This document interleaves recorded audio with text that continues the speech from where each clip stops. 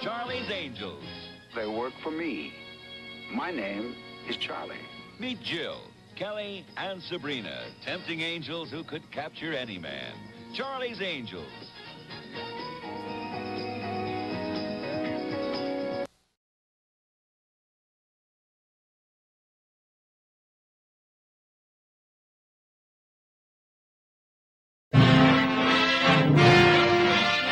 This is an ABC color presentation.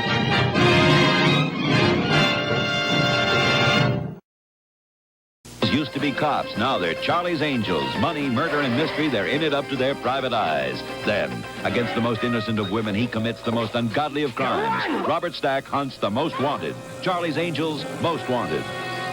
Sunday on ABC. A cool million in diamonds, and Baretta must find the owners before they find him dead. He's got the diamonds! Kill him! Then, a woman's prison is turned into a house of pleasure.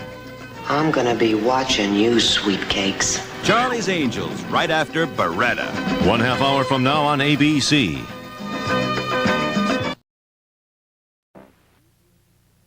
The Trial of Lee Harvey Oswald, starring Ben Gazzara, Lorne Greene, and John Plachette, will continue in a moment. The Angels are airborne to catch a killer. You may have to land the plane. Charlie's Angels. Saturday's a special night on the Love Boat when the captain's past catches up with him. Are you going to tell me about sex? And she wants her daddy.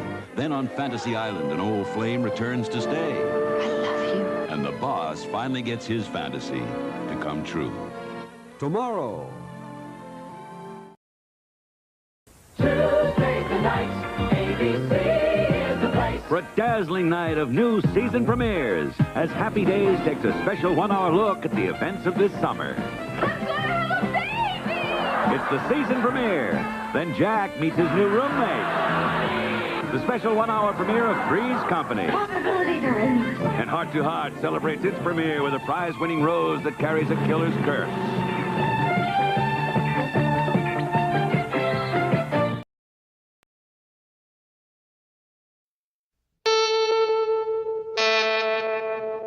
CBS presents this program in color. Sunday on Dallas, 2 gunmen invade the ranch, and their target is the Ewing women. The drama and passion of Dallas. Sunday at 10, 9 Central the Mountain.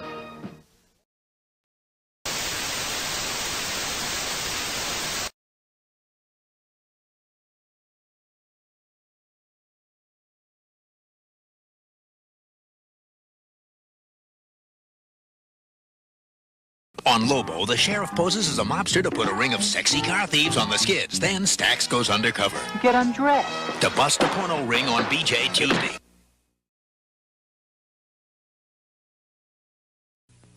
Bear Enterprises, we hold anything anywhere, it's BJ McKay. BJ's mixing business with pleasure with his new lady partners. Come on, BJ, we can handle it. It's Smokey and the Bandit ×7. Oh, yes. And even the law can't slow him up, because there ain't no stopping him now. BJ and the Lady Truckers, Tuesday at 9, 8 Central and Mountain.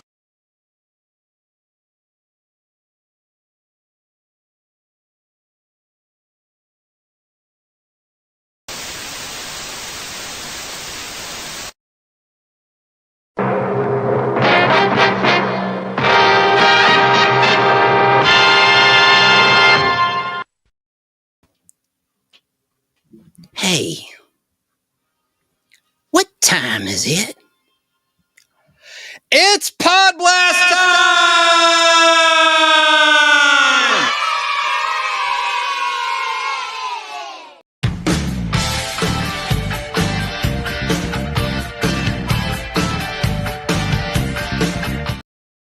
That's right, it's Podblast time. How are you? How are you? How are you? This is your weird, informative and hopefully fun. Time capsule memories of days gone by as we forge ahead together in the game of life, like the Milton Bradley board game of life. I was more of a Monopoly man myself, but right now we're reminiscing about life, particularly life experiences that we all have in common. And it looks like my image went down, but I have a guest today. I'm really excited. I want to have authors on the show. Authors are some of the best guests, the most intelligent guests. And I just can't wait to discuss a brand new book that our guest, Mr. Mitchell Hadley, has out. It's titled very provocatively, Darkness in Primetime, How Classic Era TV Foresaw Modern Society's Descent into Hell.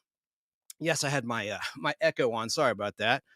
Woo! But as Steve Harvey says at the beginning of Family Feud when he hosts it, we've got a good one for you today. So I just want to say that if you're listening to the show on Fistful of Radio out of Atlanta, Georgia, or Spotify, or Podbean, or Apple, not to worry. I'm going to describe in detail the clips that I'm going to show today. But if you want to see it, it's so simple. Just simply Google search The Nostalgic Podblast, and you'll see at the very top of your search the Nostalgic Podblast YouTube channel. And once you're there, click the live tab and you'll see a thumbnail image of our guest book. And you can't miss it. It says Darkness in Prime Time in black and white lettering. So you'll know you're in the right spot if you want to see our guest, because he is on camera. If you want to call in to talk with our guest or discuss anything nostalgic, the phone number, old school, is 770-438-1050.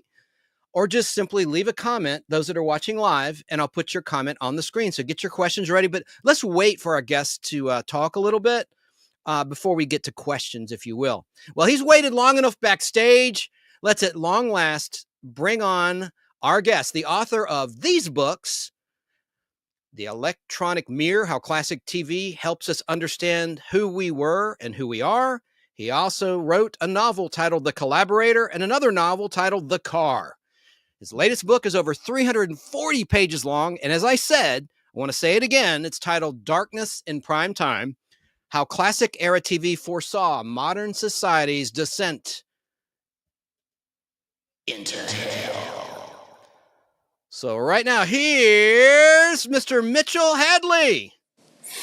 Chances, I am doing well. How are you? I'm fine. Backstage, we had some technical issues we worked out, so I apologize for being a little late, but it's so nice to finally interview you. Your book is so incredibly provocative and interesting. I think it's fantastic. When was it published? When was it released to the public, or when will it be released? It will be released in early August, and depending on when you are hearing or seeing this podcast, it will be available for pre-order around July 15th. Excellent. Well, you generously sent me a PDF of it, and it's just an excellent read. I'm really into classic television, and I think this is the perfect place to help you hopefully sell some books. So, and talk about your books. I want to ask you this question to start the interview. What is it about television that fascinated you and fascinates you? Well, yeah, I grew up with it. It was always around, and it was on as I grew up. I'm a child of TV, so unlike people who were born or who grew up, say, in the 50s and perhaps remember when their families bought their first TV or went to see TV with some friends, this was just a part of my life growing up. And so I took TV for granted. It was an entertainment vehicle. It was where I was able to turn on and watch baseball, football, any kind of sporting events like that. So from that standpoint, I think I probably took it too much for granted, because it wasn't until I grew older, much older, that I was able to look back on those shows that I had or maybe had not watched when I was growing up, and realized there was really something more to them than that. And that's when I began a more serious study of it rather than just looking at it as entertainment. That's fantastic. So, a lot of people call it the idiot box. Mm-hmm. I remember For good reason. Yes, Mad Magazine used that term a lot in their parodies of classic television shows. I was a big avid reader of Mad Magazine growing up. Well, let's see. So, I want to ask you this too. How did you get started as an author? How did you get your first contract? Well, I've always been an indie author. I've always worked through my own self-publishing company, and I've networked with with other indie authors. There's a terrific group called the Fellowship of the Indie Author on X, and we work together a lot to try to promote each other and to be able to help people out there understand just what it's like to be an indie author. But I went that route mostly because it allowed me to retain control. It doesn't mean we don't have our books professionally edited or professionally laid out, but it does mean that we don't have somebody looking over our shoulder trying to convince us that a topic may not be commercially feasible, or that you have to tone this down, or that you have to cut this out. I think that whether I'm writing fiction or whether I'm writing as a TV historian, especially as a historian, one of the keys is to be able to keep control over your own material. Don't let anybody either censor or try to blunt the importance of what it is you're saying. Otherwise, you're defeating the purpose. And so the short answer was that I became an author because I wasn't reading enough things that I wanted to read. I didn't see the kinds of stories out there that interested me in fiction, or at least not as many. And when it came to television history, I was just coming up with a lot of questions. Why? Why this? Why that? How did this happen? But I wasn't reading any answers. And I figured eventually that if nobody else was going to write about this and if nobody else was going to answer it, then I'd do that. Excellent. Well, that's a great answer. And I noticed you do cover a lot of a show that I like, The Twilight Zone. A lot of analogies are in there. Yeah. From that show. What I find interesting about the era of classic television is that there was so much more variety than there is, relatively speaking, today. We have many more options, many niche channels out there where you can see just about anything you want. But you're missing two things. One, you're missing mainstream programming that can appeal to a broad audience. And if you're trying to either educate or inform or really entertain people in a broad way, you need to have that kind of an audience, because that's how you're going to create conversation and discussion. It's how you're going to educate people. If the only people who watch your show are people who either already agree with you or already know what you're going to talk about, or in the case of so many dramatic shows nowadays, they already know what the show's going to be about. Well, how satisfying is that? I just can't imagine that. But in the era of the anthology, and if you look at the shows, some of the shows that I do talk about, Playhouse 90, Studio One, Philco TV Playhouse. These are some of these may be more recognizable than others to the audience at large, but the point is that they had to demonstrate true variety. They might have a comedy one week, a science fiction drama the next week, a very serious drama the week after that.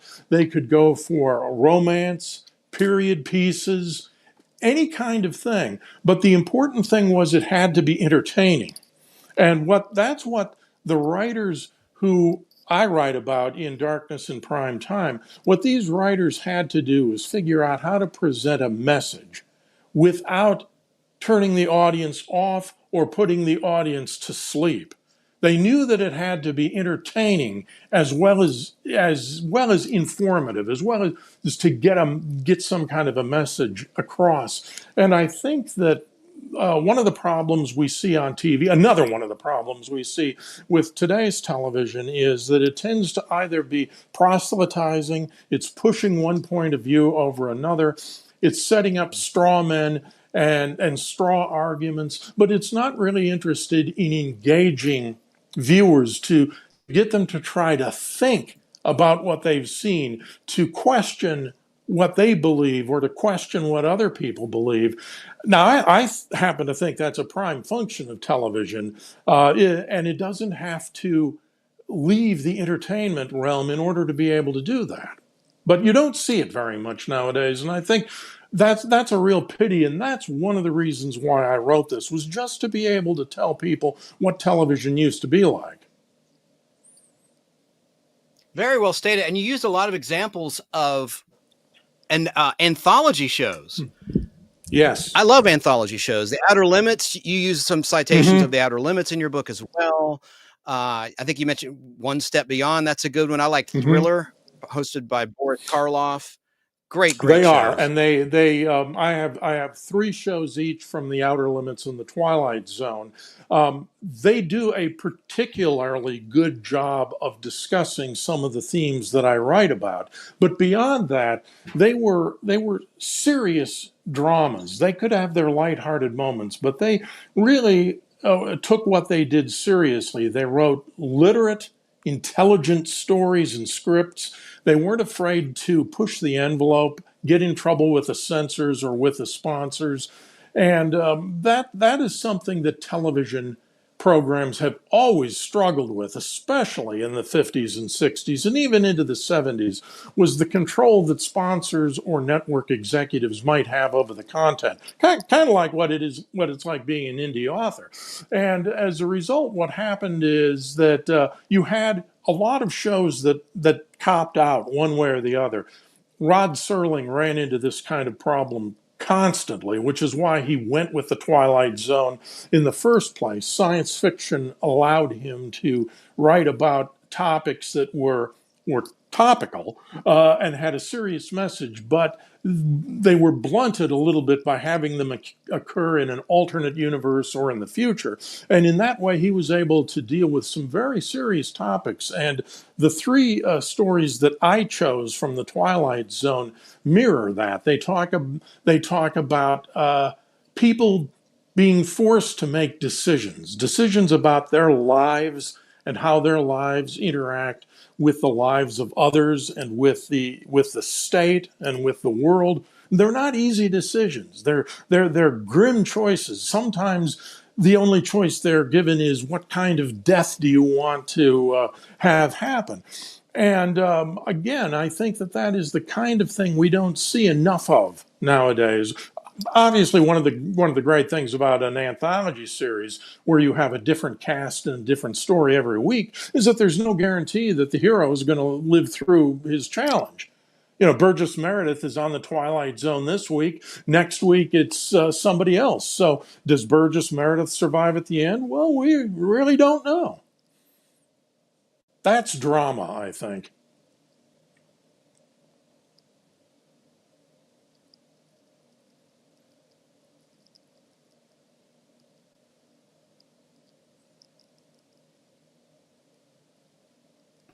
There you go.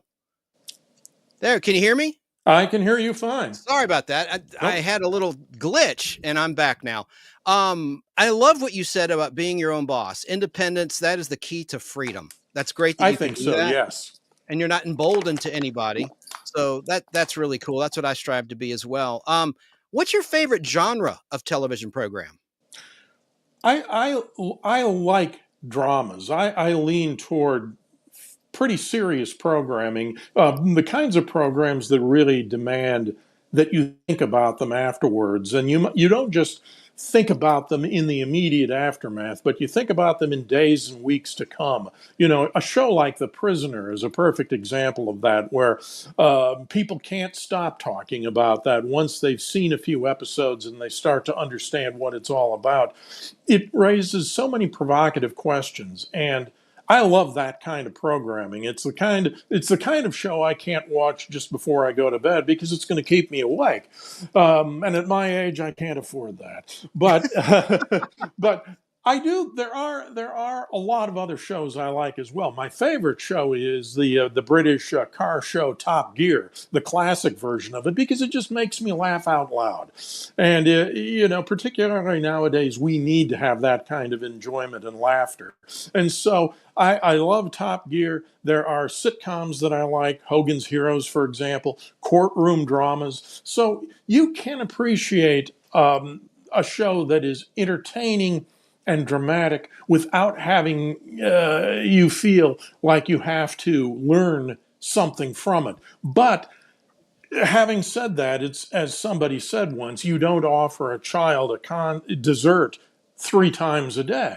You have to have some kind of meat and potatoes before you can get to the dessert. So I think that there's always room for couch potato programming. There's always room for something like Mystery Science Theater, another one of my favorite shows. But I couldn't live on just dramatic television. I couldn't live on 24 hours of dessert a day.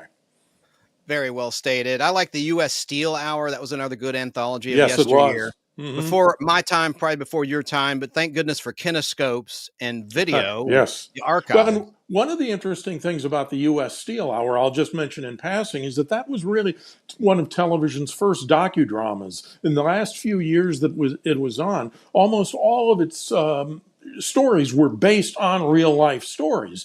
And so the ripped from today's headlines that we like to think as being relatively new to TV in the 70s, actually that started way back in the 50s as well. Excellent. It sure did. Gosh, you're a wealth of knowledge. Wealth of knowledge. In your book, in your acknowledgement section, and with the date of June of 2025, you give thanks, quote, "First and foremost, my thanks to my wife, Judy, my finest editor and most trusted reader. By patiently enduring my endless talk about television, she has become a reluctant historian herself. Yes, she has. Her insight and patience have been invaluable," unquote. Is she a fan of the same types of shows that you are? She is now. Actually, we do have this discussion from time to time if we don't have anything in particular that we're planning to watch, and we're discussing, well, what would you like to watch tonight? She does get a little overwhelmed by some of the shows that I pick. She might, not another 1984 version. Not tonight. Let's watch something simple. But yes, I mean, we can discuss some of these provocative episodes that I've talked about. We can discuss them for hours afterward because she has a really keen, sharp mind, and she sees a lot of these things.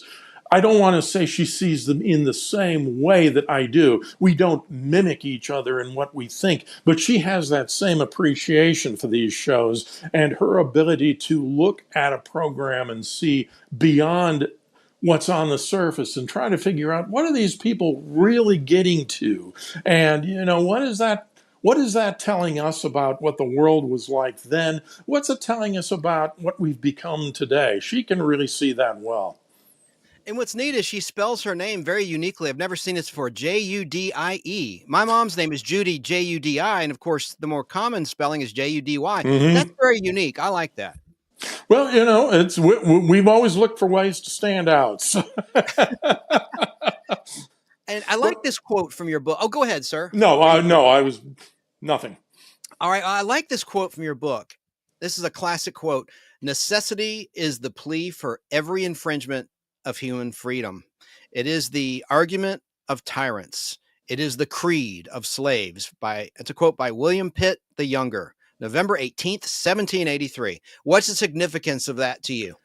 The significance really is that when you look at a lot of the stories in this book, and most of them, almost all of them, deal in one way or another with the loss of freedom or the loss of individuality or the loss of common sense, the loss of the public religion, but it's dealing about loss, and it deals with loss from the standpoint of how do we lose these freedoms. One of the ways in which the government or the state will get involved in that is to tell us that it's necessary.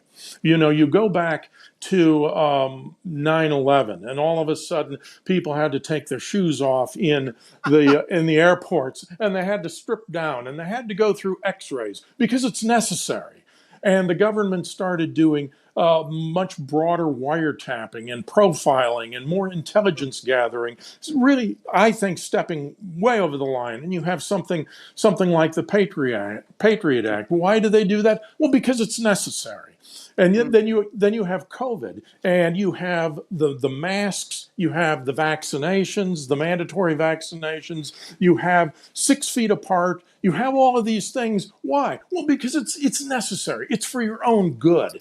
And when we lose our civil rights, when we lose our civic rights, almost always it happens because someone said it was necessary. We had to meet an emergency. We had to deal with an unusual situation. It's like raising taxes. Once you raise taxes, they're never lowered.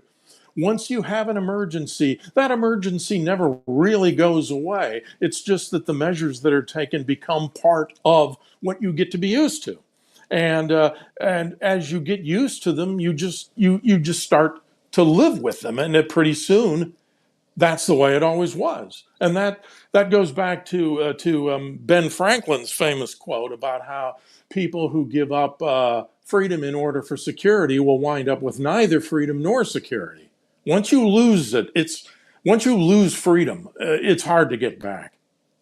Oh, that's so true. And thank goodness they've done away with that mandate to remove shoes. I saw in the news. Thank goodness that's been rescinded. It's a start. It's a start. But there's with all of these things, there's a long way to go. And so that's the significance of that quote, because it applies, I think, to almost every story in the book. Excellent. In the introduction of your book lies this quote about the television set. Quote, "This instrument can teach, it can illuminate, and yes, it can even inspire. But it can do so only to the extent that humans are determined to use it to those ends." And that's from Edward R. Murrow. So in that vein, what are your thoughts about the use of subliminal advertising in television? Well, has that happened in your opinion, or do you have any research? Yeah. Oh, I think it has. Maybe it has not happened in the classic way that we think of when you're looking at the movie theaters back in the day, where they used to insert images. They'd insert an image of a desert to make people thirsty so that they would buy drinks. They would put a flash of a hamburger in there and make you hungry, or they would kind of suggest the smell of popcorn, and they would do this by inserting one frame. And you couldn't see it, but it acted on you subliminally. I think that what we see in entertainment today, and particularly in television, is that, and this is just my theory, I think they've realized that some of these things are too subtle. We're not very subtle people anymore because we don't have a long attention span. We don't really pay as much attention to things either as we used to. So they have to hit us over the head with it a little more. But I think in everything from product placement to the use of words in scripts to presenting things as being taken for granted without question, I think this kind of thing goes on all the time, and it does not have to be malicious. That's part of what Murrow was getting at, is that in and of themselves, you could say that subliminal advertising or messaging is morally neutral. It can be used either for good or for bad, and it's going to depend on how the people who can use it want to use it. But, in general, I'm a little leery of the whole idea that you should be doing subliminal types of things. I think if you have true confidence in your message, then you shouldn't be afraid to get it out there and just say what it is. And with a lot of the men who are involved in these TV programs. And I use the term men because back in the 50s and the early 60s, one of the central eras that we're talking about, they were mostly men. So I use that deliberately. But a lot No of the, chauvinism intended, right? It's just exactly. historical. It's the way it was. It is, and a lot of them had put their careers on the line at one time or another, whether it was over the blacklist or writing things that networks were uncomfortable with. They weren't afraid to do that. They weren't afraid to put it out there, and they weren't afraid. Most of all, they weren't afraid to have the message there. They could be subtle, but they didn't think they had to sneak it in where nobody would notice it until it was too late. Oh, excellent. Very well stated, sir. That's great. Thank you. By the way, I'm going to put your book up for anyone tuning in late, and get your questions ready.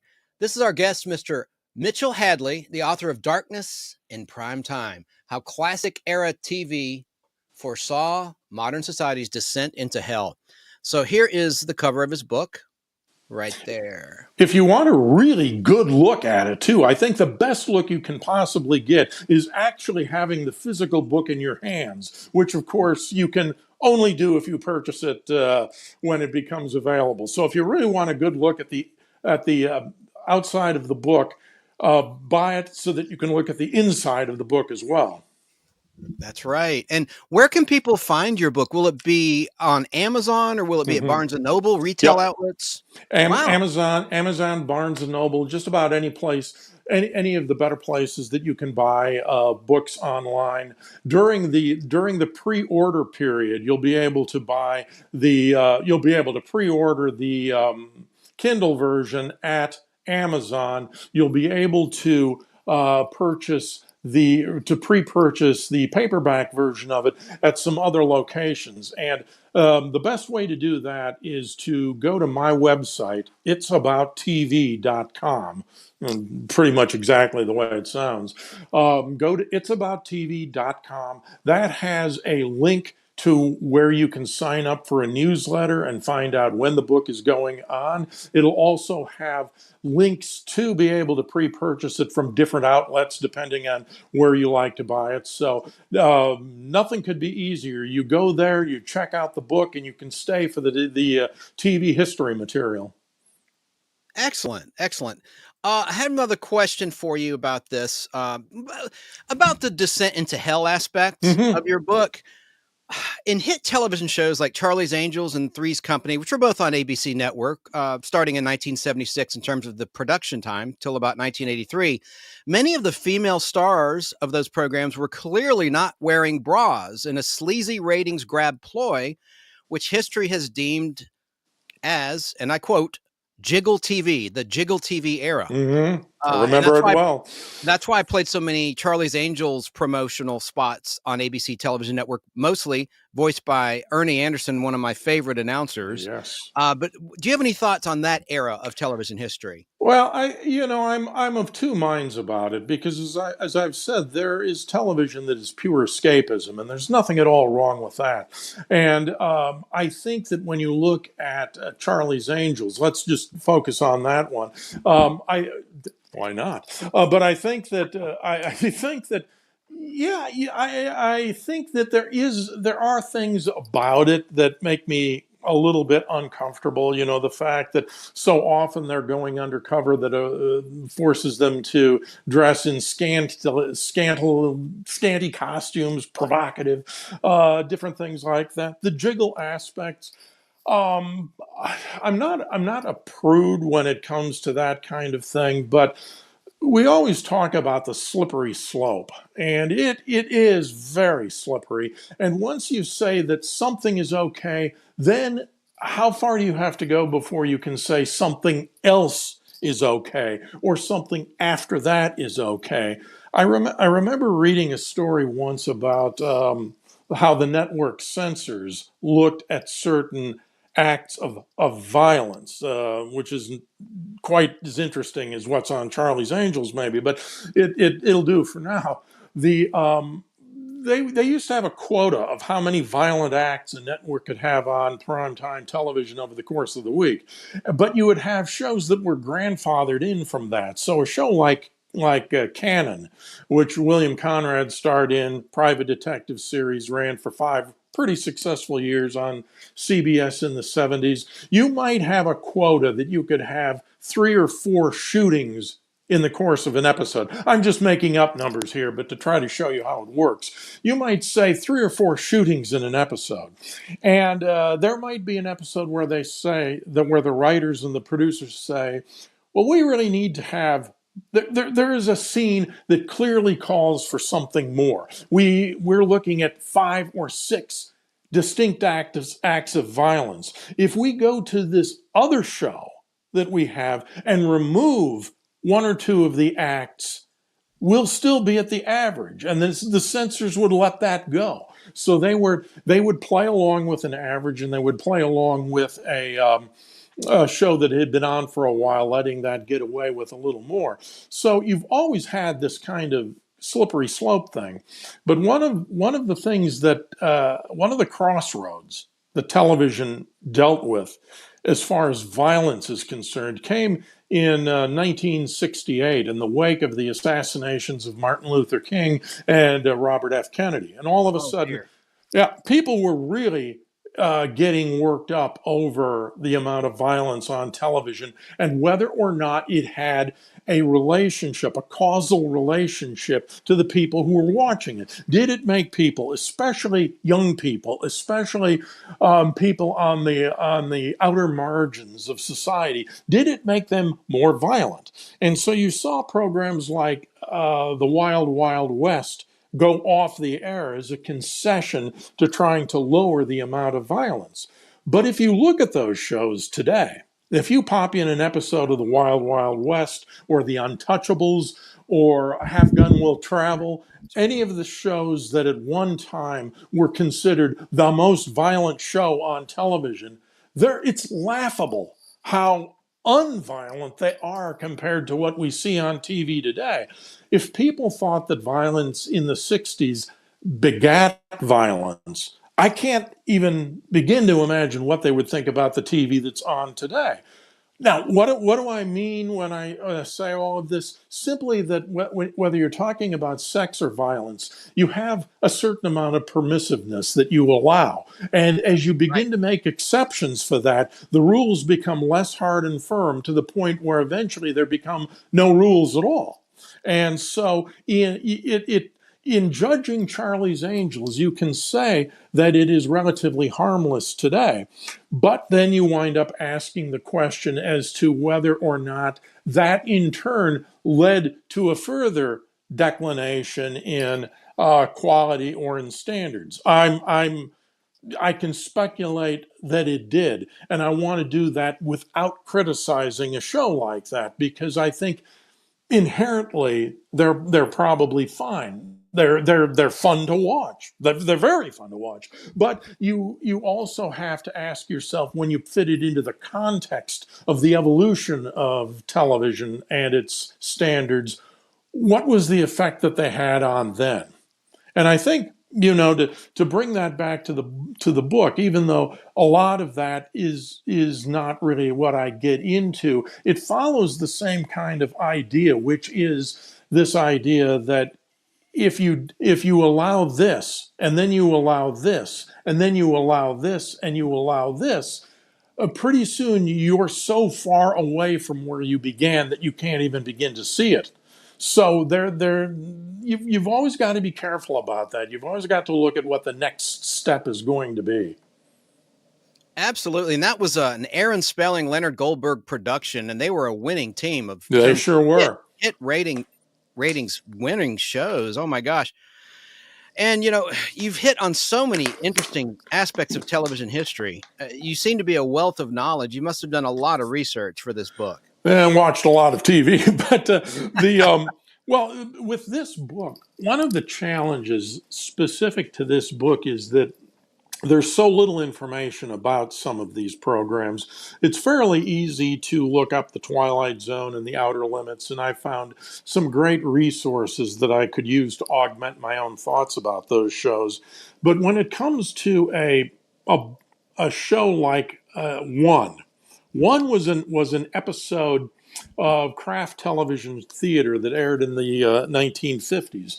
And as is the case with several of the shows that I write about, it no longer exists.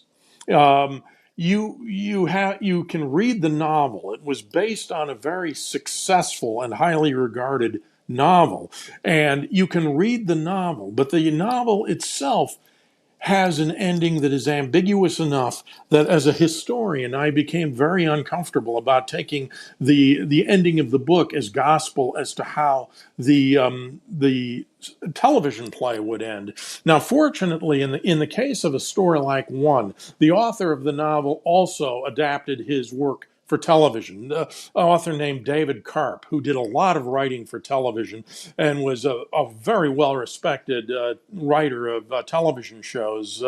And he adapted his own novel for television. So you have to assume that if he altered the program for TV in any way, that it would still be faithful to the message that he was trying to get across in the book in the first place. What I wound up doing there, through a variety of things that I found out online and with the help of some friends, I found myself talking to the archivist at the research library at Boston University, who was kind enough to provide me with a copy of the original script of the program as it was shot, with notations from the writer in the margins, and sent all of this to me on email. Huge ton of emails with huge files on them.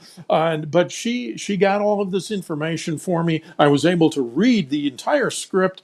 I saw how Karp was able to retain the message that he wanted to get across without having to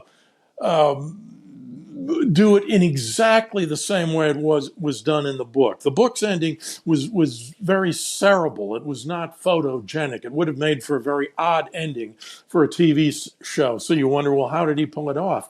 Now we know, and I'm able to write about that. There are other shows that were on where they were based on Broadway plays or on other forms, other sources where I was able to read about them and get the idea of what it was. There's one in particular that I mention, which is called The Investigation. It aired in 1967 on NBC, and it was a program it was a play about the war crimes trials held in Auschwitz because of the Auschwitz concentration camp in the early 1960s. These weren't the trials that you'd see in Judgment at Nuremberg. These came much later. And the author, Peter Weiss, took the actual trial transcripts and turned it into a play. The play was then turned into a television presentation. It aired on a Friday night on NBC, 90 minutes, no commercial interruption. Somebody said to the network, Jewish people are going to be observing the Sabbath. They won't be able to watch this. NBC said, okay, we're going to show it again the following Sunday afternoon. So it's put on the air twice in the course of 3 days. The critics thought it was incredible. Several of the critics mentioned that they actually wept while they were watching it. That's how powerful it was. One of them said it was the most terrifying thing she had seen on TV since Psycho. So you're talking about a play that made a considerable impact on people, and everybody felt this has got to be an annual airing around Easter time, around Passover, because its message is too strong. And guess what? If you go online and you search for The Investigation, you'll find a couple of things about the play. You can go to the Internet Archive and actually find the play. You can go to the Internet Movie Database and you can find out about a British version of it. You can find out about a big screen version that they're just making about it. You can't find anything about the NBC broadcast anywhere. NBC doesn't have a record of it. The IMDb doesn't have a record of it. There is nothing mentioned in Wikipedia about it. There is no mention anywhere online except for two places. One is a place like newspapers.com where you're actually going back and looking at the contemporary documents. The other is from a website where you're able to purchase an audio recording of it, and it notes in the program description that this is the only place on the internet where you're going to find out anything about the show. So here you take one of the most praised dramatic shows in quite some time, and it has completely, absolutely, utterly disappeared from any site. Even though TV Guide wrote about it, we're not talking about art house, we're not talking about fringe, we're talking about mainstream. That's the kind of challenge I ran into researching this book, and that's one of the reasons why I wrote it, because every time I found an answer, I found myself asking more questions. And if nobody else is going to answer these questions, then I figured it was time for me to take a stab at them myself. Very nicely stated. And I just want to mention some things, comment on some remarks you made. You mentioned one just now. I like two, Twilight Zone with Elizabeth Montgomery and Charles Bronson, where the last man and woman on Earth who are enemies have to find a way to come together for the good of humanity. That's a great one. And you mentioned the analogies in those great anthology shows like One Step. Now, Gene Roddenberry did the same thing with Star Trek. And I have one of those in there too, as an analogy for the Vietnam conflict at the time. Yes. And then also, go ahead, sir. I was just going to say, particularly in A Taste of Armageddon, which is the Star Trek episode I mentioned in the book, that is specifically and quite clearly meant to be an allegory for Vietnam. Oh, yes. And A Private Little War in season 2 as well, about escalation. And non-interference. And something you said also is very, very interesting. You talked about violence on television when I brought up the topic of Jiggle TV. It's funny how in Europe, they're not so hung up about nudity on shows like the Benny Hill Show, but violence, they absolutely are. We're like the opposite in the U.S. in terms of typical U.S. television censorship. It's sex that's bad. Violence is okay. A lot of the TV censors of the past would turn a blind eye to the violence aspect in shows like Mannix, for instance, or The Fugitive. Yep. Going back to the 1960s and the 1950s. And one of the most violent shows was Peter Gunn. Yes. Peter Gunn was extremely violent. It was. And, some of these shows, you can actually, even today, watch them and detect a level of violence that is slightly elevated from what you would expect on shows of that era. But, this is one of these situations where, and this is the kind of thing that a publicist would say, don't say what I'm about to say, not because it isn't good, but because it's going to take us on a rabbit hole that we're never going to emerge from. But in theology, and there's some theology that forms a basis of some of the things in this book as well. In theology, there's something called the proximate cause of sin. And what that means is that you come across a situation, whether it's something you see, something you read, something that provokes something in your mind, and it's considered a proximate cause, not a direct cause, but an indirect cause that in turn causes you to start to think about sinful activities. And I think that when you do look at it in a theological way, one of the things that you have to judge on television when you get into that slippery slope thing is what does it have to say about the near occasions of sin and the proximate causes of sin?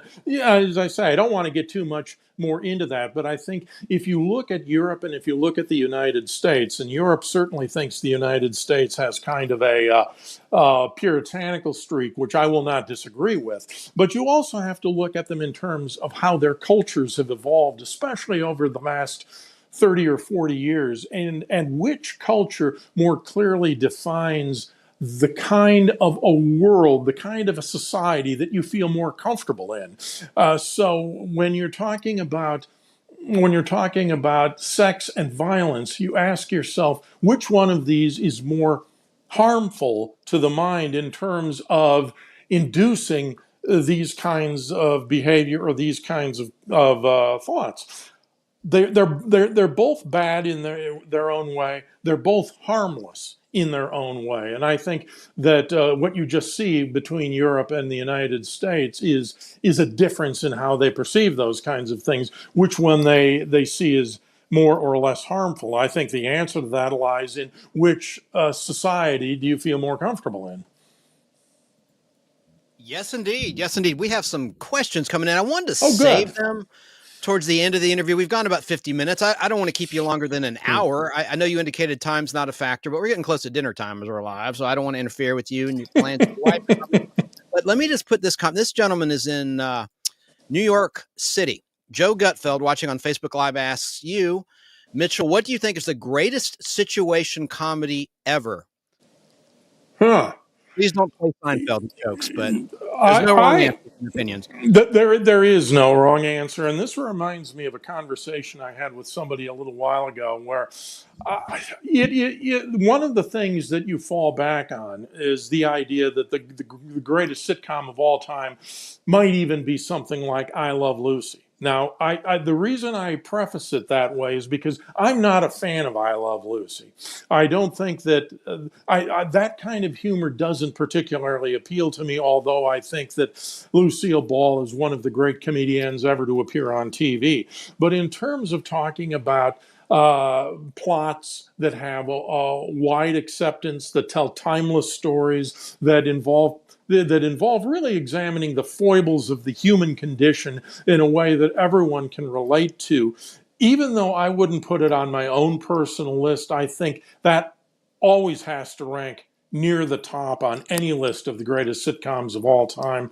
I think that my own personal favorite sitcom is Hogan's Heroes. I think that the Phil Silvers Show was great fun, witty and intelligent at the same time.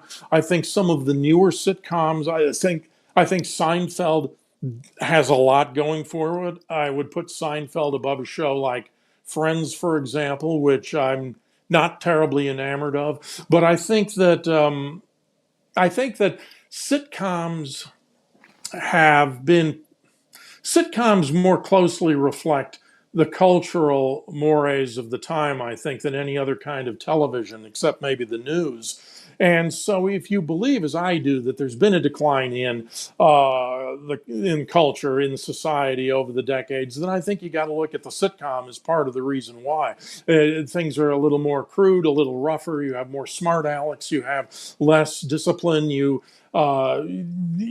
is a medium that opens wide the possibilities for indoctrination if you want to get a message across. And yet there are still great sitcoms out there, and there's still brilliant minds that write them.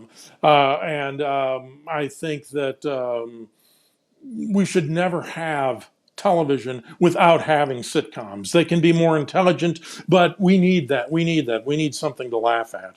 So my vote would be I Love Lucy, but that's a very old-fashioned type of thing, and I'm afraid it's not a very creative answer. Yeah, Sorry about that. The Candy Factory scene, right? Yeah. We've seen it a million times. That will never not be funny. Right. And we have another question from Joe Gutfeld. What do you think is the best drama series ever? Did you like Westerns? That's me asking that. Were you a fan of Westerns or science fiction? You already answered the genre. Yeah, Westerns I enjoy, particularly if they do set themselves up, as you talked about, as an allegory or an analogy to modern the world, because the Western is particularly good at being able to do that. And I think a show like Have Gun Will Travel was very good at presenting contemporary issues in the guise of the West. I think Gunsmoke and to a lesser extent Bonanza were also very good at that. I think I prefer, there are two shows that for me always come to mind when I think about the best dramatic series, not necessarily my favorite, but the best. One of them is Naked City, which was on in the early 60s, an hour-long drama. On location in New York City. Yes, well, and New York, and I'm not just saying that, Joe, because you're from New York, but the city was the principal character in the show. And I like Naked City because it has a lot of stars who, before they became stars. So you get to see a lot of actors and actresses from the Broadway stage from New York as opposed to Hollywood.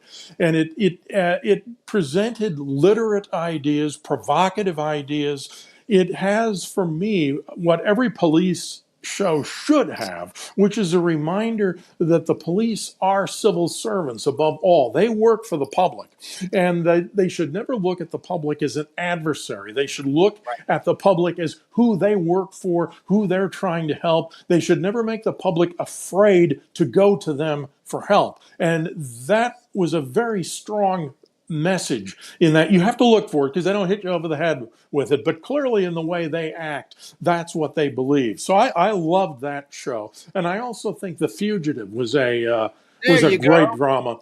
I think that Someone was asking about that. Jim Von Spiegel in Ohio.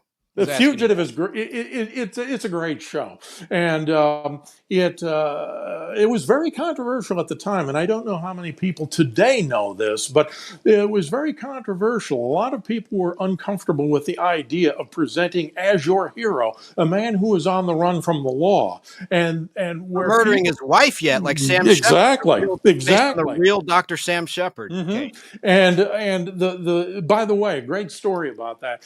True life story about Sam Shepard. When he was on trial for murder, in the first of the two trials he had, the prosecution used as the motive that he was having an affair with a nurse who worked in that clinic.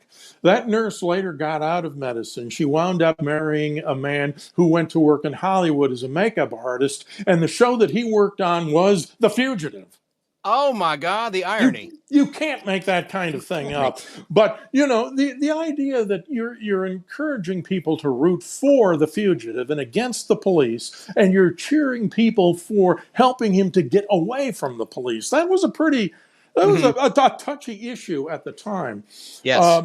Last show that I'm going to mention, because it comes closer to answering my favorite choices. There are two of them. One of them is a British series called Maigret from the early 1960s. It's a story about a French police detective, and it is Rupert Davies plays him, because I'm mentioning him because there are several versions of Maigret from over the years. That's a brilliant show. And the other one is a courtroom drama from the late 1960s called Judd for the Defense. Absolutely. Getz was in that from the Donna Reed show, right? Yes, exactly. Carl Betts gives you a side of him that you couldn't have imagined from seeing him on it was on Donna ABC Reed. TV. Sorry to interrupt. Yes. No, you're absolutely right. And what I like about that is you see a difference between that and Perry Mason, for example, because Perry Mason, which is also a wonderful show, but that always deals with murders and it doesn't go very far into topical issues, whereas Judd tackled those issues that were just starting to come to the fore in the late 1960s. Again, the provocative issues. And Judd didn't always win, and sometimes you didn't even know how the case was going to end. It would end before the jury came in with a verdict, or it would give you an ambiguous ending. It didn't tie everything up in a nice, neat bow. And I particularly like those kinds of dramas. I have a quick clip from Naked City I pulled up while you were talking. And this is very pop culturally significant. It's very brief, too. It's a minute and 20 seconds long. Pay attention to the newsstand. This is the great Burgess Meredith in this scene. Of course, it's in beautiful black and white. This is from 1962. In the background is the first appearance of Spider-Man, a comic book worth about $1 million in this condition, if it were to be graded. And you'll see the first appearance of Marvel's Thor in Journey to Mystery 83. So you have to have kind of an eagle eye, but it's there in the scene from Naked City. Pay attention to the comic books in the background. You'll see Amazing Fantasy 15, first Spider-Man, and first Thor, Journey to Mystery 83. Here it is.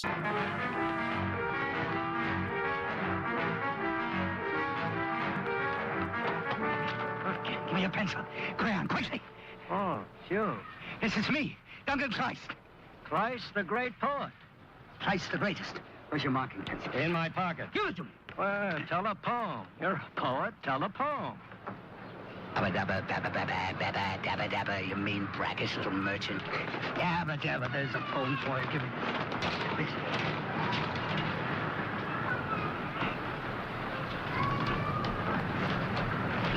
need some stamps. Do you have any? I have a poem for you. Only the dead are honestly arrayed. The touch of a corpse, all the earth is equal. The marble silk mausoleum, the warm rotted box, our idiot empty, the same. Duncan, give me back those manuscripts. I paid you for them, Duncan. They belong to me. Among other wet, sweet irrelevancies are tears and flowers.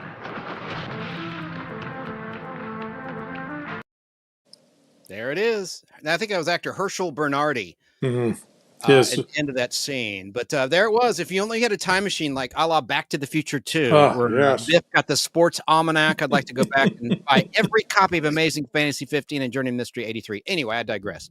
Burgess Meredith, one of those actors that made everything he was in better just by being in it. Oh, I agree. And he was so much more than the Penguin and Adam West Batman. I mean, very dramatic actor. And of course, I loved him as Mickey in the Rocky movies. Mm-hmm. I mean, he's done so much good stuff. And wow. And he's in The Obsolete Man, which is one of the Twilight Zone episodes I include in the book. And it plays one of the most noble characters of all of the ones that you see in the book. Yes, he does. Let's see. I want to ask another question about you. This is about you. I want to know, I was going to ask this earlier on in our interview. Somehow I got all miscombobulated there. Let's see if I can find it real quick. I just basically want to ask you about where you grew up, where you were raised. How did you formulate your ideals, your opinions? What's your background in terms of when you were raised? I was born and raised in Minneapolis, Minnesota. And my mother, God rest her soul, taught me a couple of wonderful things in life. First of all, she taught me to always stand up for what I believed in, because she did. But she also got me into reading at a very early age. She read to me and she encouraged me to read books. And so my love of reading came from that. And also my love of politics and news and current events. When in 1968, we've talked about that, what a grim year that was. But, we sat up together watching the Republican and Democratic national conventions. Now, I'm 8 years old. I don't know what's going on yet, but I'm learning. And she's sitting there and teaching me as we're going along. She'd had a background tangentially in politics herself. She had known Hubert Humphrey and Walter Mondale and some of the big wheels in Minnesota politics, because she worked for the printing company that did the printing for their campaigns. And so she was very savvy on that kind of thing. She invested a lot in books that would take me years before I would be able to read them, but because she knew I would want to read them at some point in time. And she taught me all about politics and how to watch it. And that has played such a large role in shaping my worldview and the way that I look at certain things. Certainly it influenced a lot of what I write about in this book. And even in the areas that aren't political or aren't particularly even important, she taught me how to think. And I'm so blessed to be able to say that I have that kind of a mother who was able to do that for me. Excellent.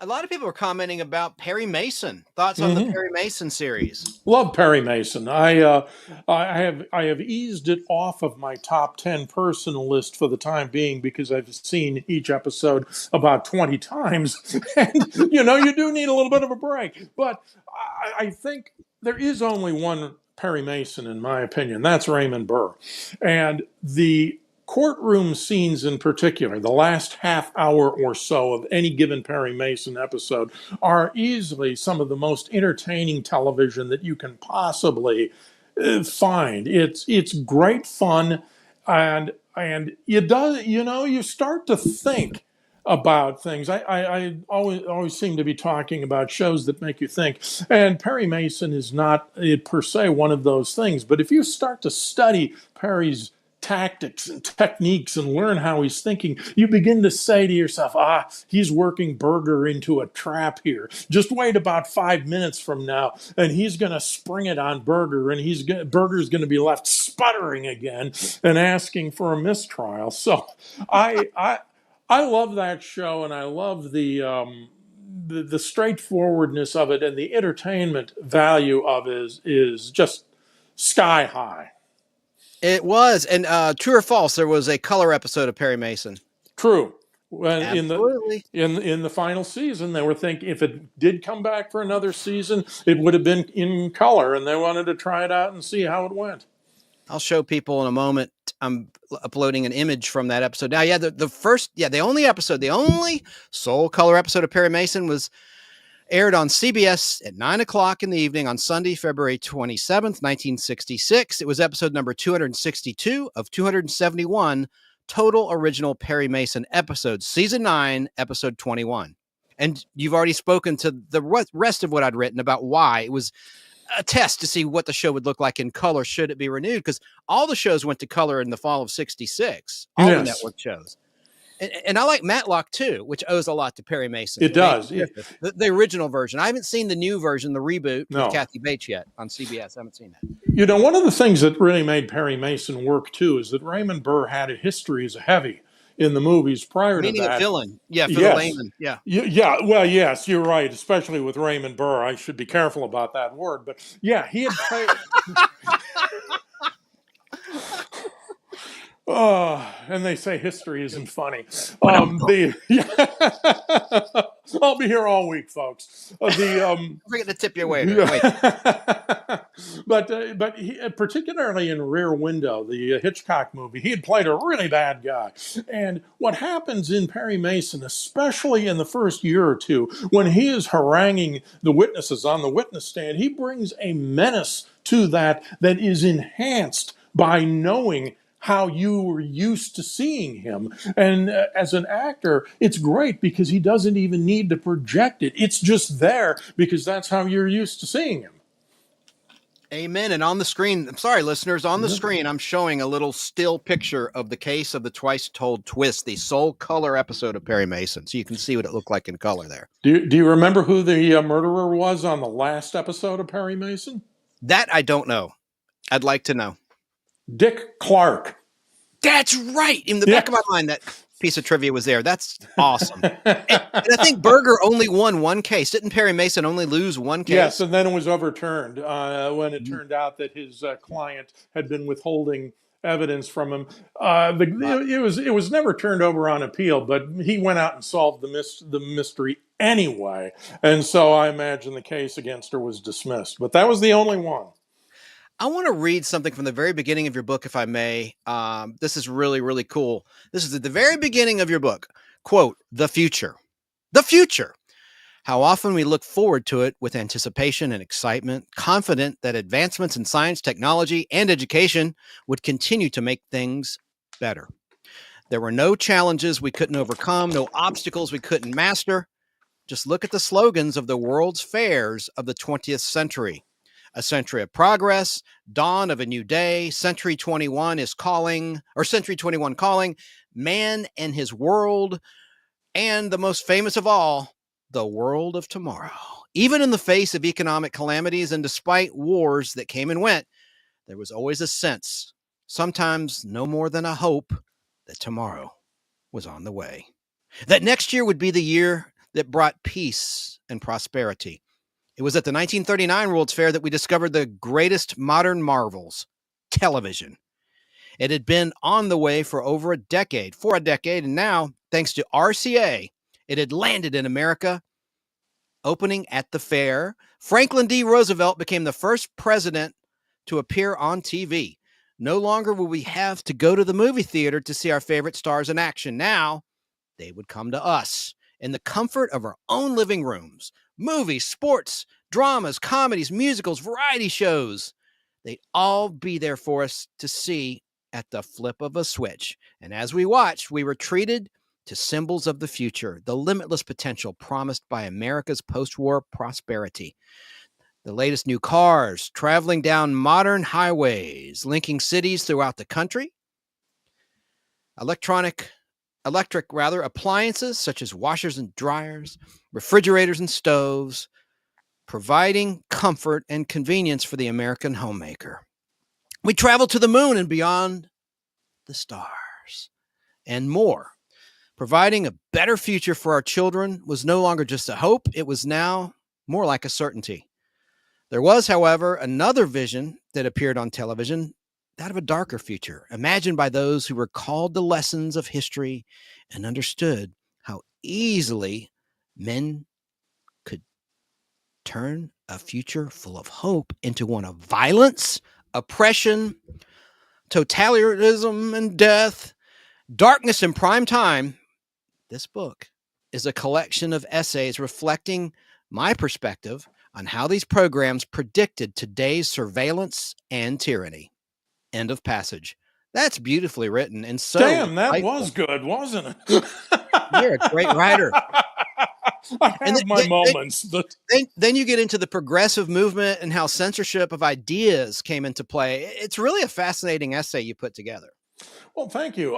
It is fascinating to look at. And, one of the things that made a big impact on me, one of the two main reasons that I wrote the book is that a lot of the research that I do involves going in through back issues of TV Guide into the early 50s. I write about them on my blog, but I also use them for research purposes. And one of the things that you see are these shows that continually keep popping up, where you read the description of them and you're thinking, my gosh, that's today.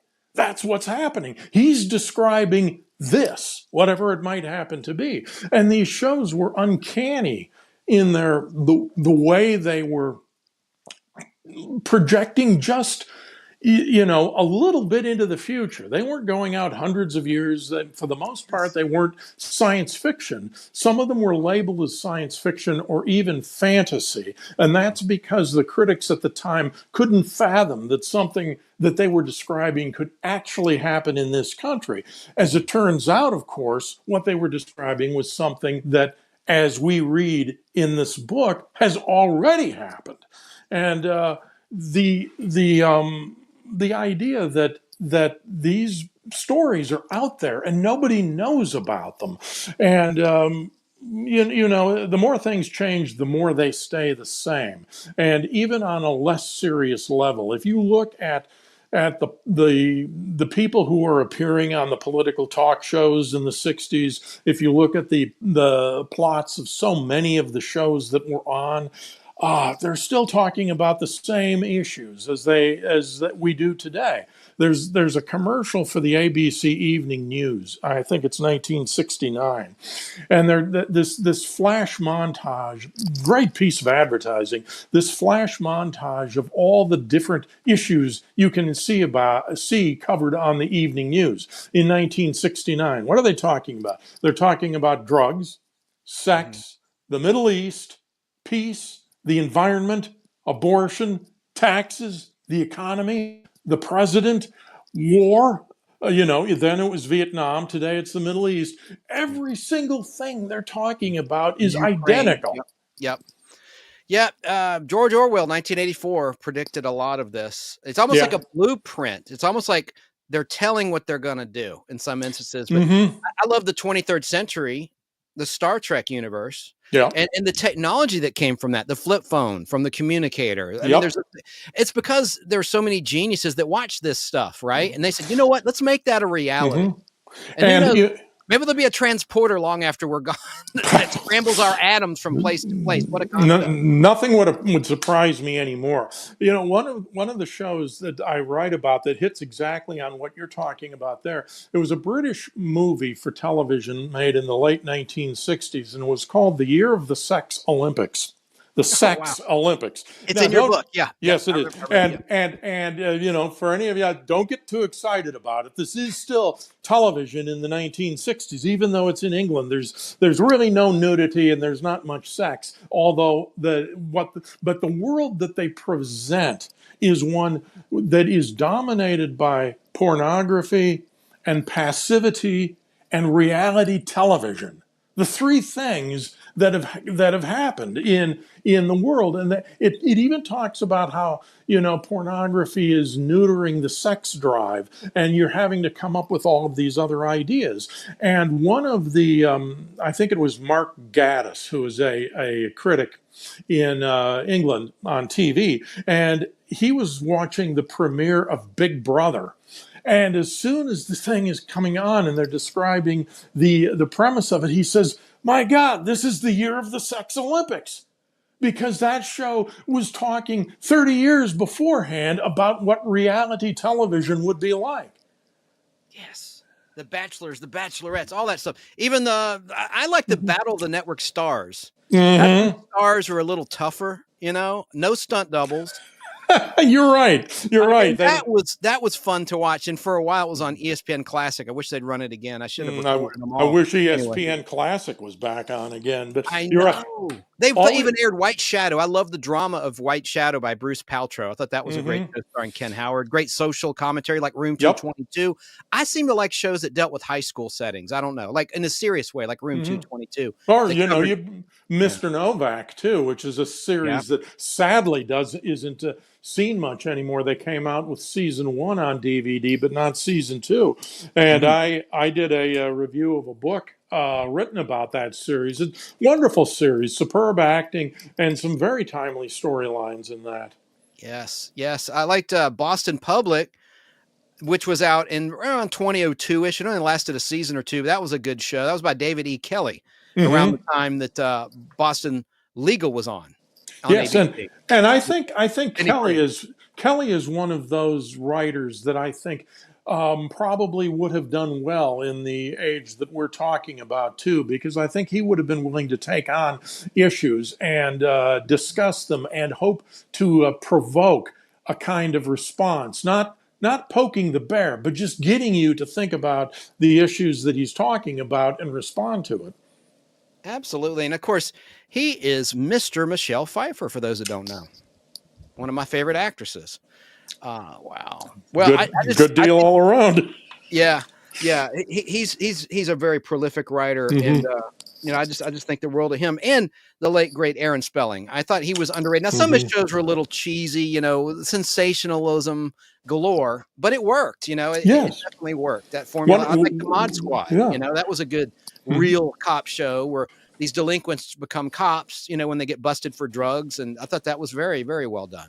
Well, one of my favorite shows is an Aaron Spelling show from before then. It was called Burke's Law with Gene Barry. And Gene Barry plays a millionaire homicide detective. It's not worth the time to spend explaining the setup on this, but it has all the trademarks of an Aaron Spelling series. It's packed with big name guest stars and cameos, and it takes the solving of the crime seriously, but not how they do it. It has a very nice sense of humor in it. It's a funny word to use, but it's very pleasant, very witty show, and with some great performances and some very literate writing. So that's all out on YouTube, and the first season is out on DVD. So if you want to see Aaron Spelling becoming Aaron Spelling, that's really a good example.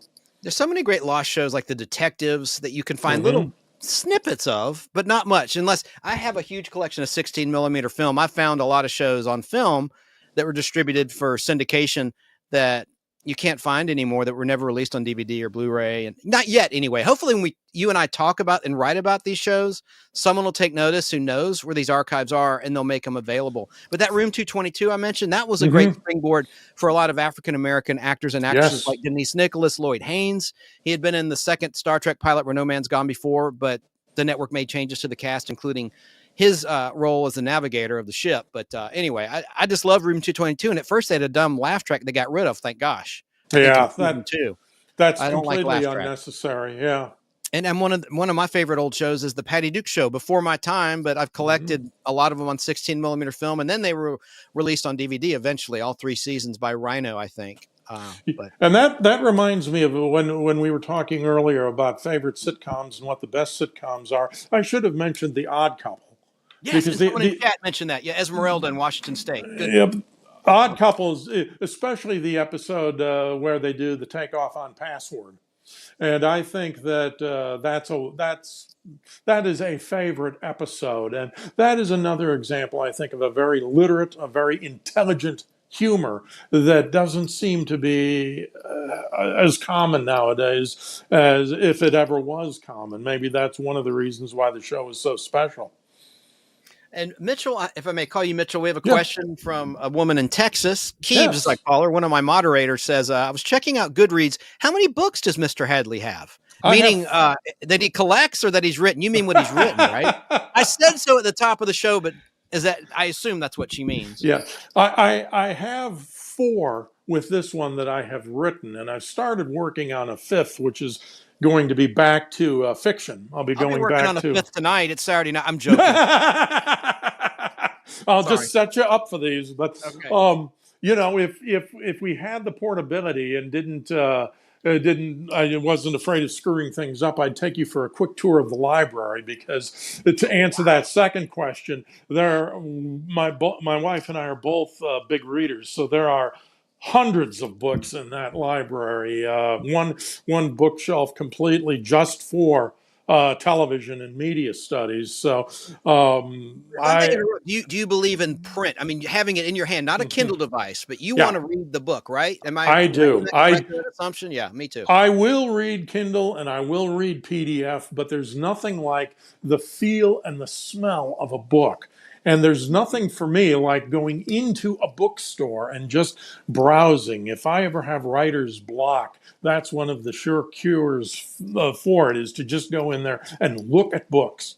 And that's one of my favorite smells too, print. Like fresh newsprint. Comic books. I'm a big comic book collector. Yep. I have 20,000 comic books I've been collecting since I was 11. Big reader. Of course, that's not real reading. I think it is, because you got the pretty pictures, the artwork, but the Haunted Tank was a big favorite when I was growing up. That's influenced some of my thinking. Yes, and she did clarify. Yes, how many books has he written? Well, he wrote the book called Cars. That's one of your books, titled Cars.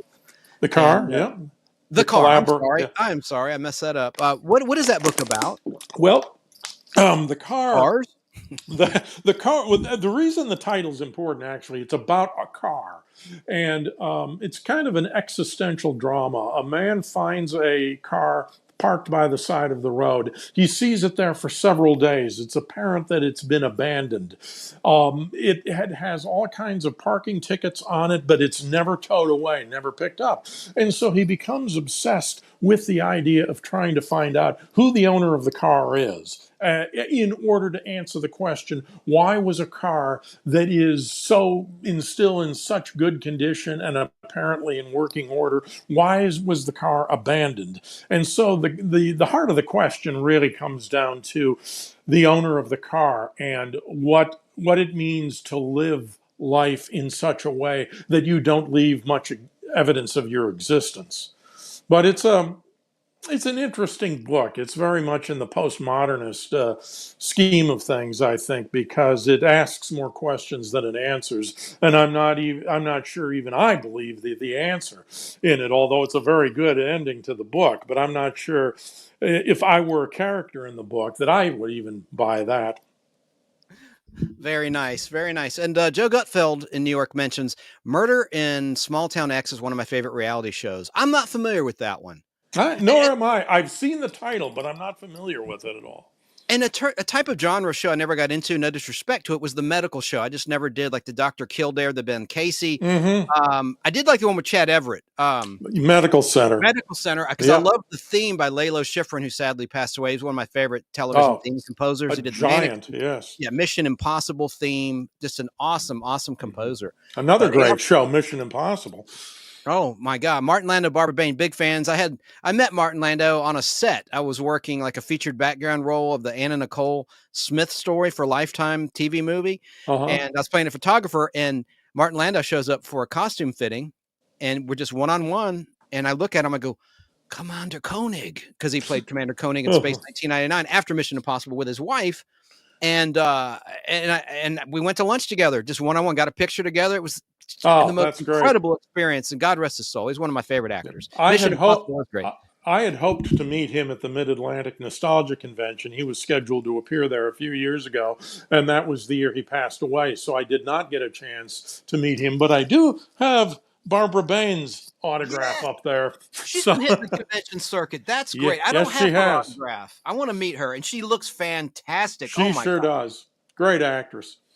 And one of my buddies, Barry King of BK on the Air radio show, WBHF, every Saturday morning, 10 a.m. to noon, told me that the reason they divorced, allegedly, is because they were so competitive with their acting careers. I don't know if that's true or not. That'd be a terrible reason. It is. It wouldn't surprise me, because I can remember even back when I was reading about the beginning of Mission Impossible, and they were doing a profile on the two of them. And although you didn't sense it as the source of any friction at all, they were both very competitive, and it was important in a way that they both be successes so that neither one of them would be more successful than the other. Excellent. And they were both so talented. And Martin Landau he was a caricature artist. Very talented. He could look at someone and draw them. A lot of people don't know that. He started as a caricature artist before he took acting lessons in New York. But they couldn't replace either one of them in Mission Impossible, but particularly him, because there was a sense of menace about his character that you didn't get from anybody else. And then, of course, Twilight Zone, Jeopardy Room. And I loved his his Outer Limits appearances, rather, The Man Who Was Never Born. Yes. And then the Bolero Shield, opposite Sally Kellerman, one of my favorite actresses, the Hot Lips actress in the MASH movie, among many other things. But who are your favorite television interviewers? A Dick Cavett, a Johnny Carson, a David Letterman. Those are my top three. Who are your favorite interviewers? I think I would hew fairly closely to that. I would say Cavett, Carson, and Jack Parr. Oh, good one. And I think that if you want to go really back, Dave Garroway, when he was on the Today Show and some of the other shows that he did both on radio and television, I don't think he gets enough credit for that. He was the master communicator, and I think he has to be on that kind of Mount Rushmore. But I think Parr was great. Carson was Carson. And Cavett, I can't imagine anybody else being able to do the 90-minute interviews with a single guest that he would do occasionally on his show. Absolutely. And Steve Allen was a great host. Yes. I don't know about his interview skills, but I thought he was a great host, one of the first Tonight Show. A great entertainer. And well, boy, talk about a talented man. Oh, yeah, multi-talented for sure. Joe just left another comment. And guys, last call for questions for our guest here, for Mitchell, the author of Darkness in Prime Time, How Classic Era TV Foresaw Modern Society's Descent into Hell. Talking to Mitchell Hadley, the author of that book and several other books. But Joe asked, the winner of Murder in a Small Town X died 1 week after the final episode aired on, of all days, 9/11/01 at the World Trade Center. Whoa. The series is now on YouTube. I did not know that. That's awful. That's an awful statistic there. Shocking, yeah. Yeah. Wow. It's amazing how much time has gone by since 9/11. Yeah, I know. It's just a time warp, right? It is, I mean, if you're married and have a family, you could have an adult son or daughter who's become an adult since 9/11. Yes. Yeah, I met a 23-year-old on set who was born like in 2002, and it just blows my mind. I was like, she wasn't even alive for 9/11. Oh. No, it's one of those moments that you never forget where you were, what you were doing when it happened. And that's why it becomes even more difficult to appreciate somebody who wasn't even born then. It reminds me, not to be flippant of it, because there's nothing at all about that. But the whole phenomenon reminds me of the comic strip Arlo and Janice, and I don't know how many people will remember that, but there was a great strip where the son, Arlo and Janice's son, comes into the living room and says to his father, "Dad, Timmy says that Paul McCartney was in another group before Wings. Is that true?" Yeah, the Beatles. And then the next panel, he's in the kitchen talking to his mother, and he says, "Mom, what's wrong with Dad?" And she said, "Oh, nothing, son. He's just dying." That's what it feels like sometimes. That's great wit. I love that satire. It is. Dry wit. That's good. And Paul McCartney's coming to Atlanta, Georgia this November. I saw him in concert in 2009. Quite an experience. But it's amazing how he and Mick Jagger just keep rocking and rolling, right? They do. And what's the secret? I don't think I ever had that kind of energy, let alone the energy that they must have now. You know who else? Cliff Richard. Sir Cliff Richard. He's like 81. And he's out there touring. I don't know how they do it. You can speculate, but I don't know how you keep that energy level. He was one of Olivia Newton-John's mentors, along with John Ferrara, who wrote a lot of her hit songs and a lot of her songs in Greece, like Hopelessly Devoted to You. Anyway, yeah, Cliff Richard's great. I love Devil Woman. They had a lot of hits. He's a very underrated British singer. Yeah, saw a concert from him a while back that had been done, I think, in 2021 or 2022, live in concert, and fantastic show. He did a great duet, Suddenly, for the Xanadu soundtrack. A terrible movie, but an awesome soundtrack with ELO and the Tubes and, of course, Olivia. And I love their duet they did together. ELO's another great group. Oh, yeah. Well, listen, I don't want to take too much more of your time. I would like to invite you back to the Podblast when your book launches, maybe in a few months after I've read the entire thing. I would love that. More in-depth questions. You're very articulate. I want to thank Carol Ford for sending you my way. She's the author of this book, Bob Crane. She's the official biographer of Bob Crane, one of them. I'd say she's the main one, along with Dee Young and Linda J. Groundwater. They've been on the Podblast a couple times, but I just want to give them a shout out for their book too. Yes, they are neat people. Definitely. Let me put your book back on the screen before you sign off, just so I can remind people. And please tell us again, I know you already said this, where can people find your book and when will it hit the streets? It will hit the streets on August 12th. Beginning July 15th, it will be available for pre-order.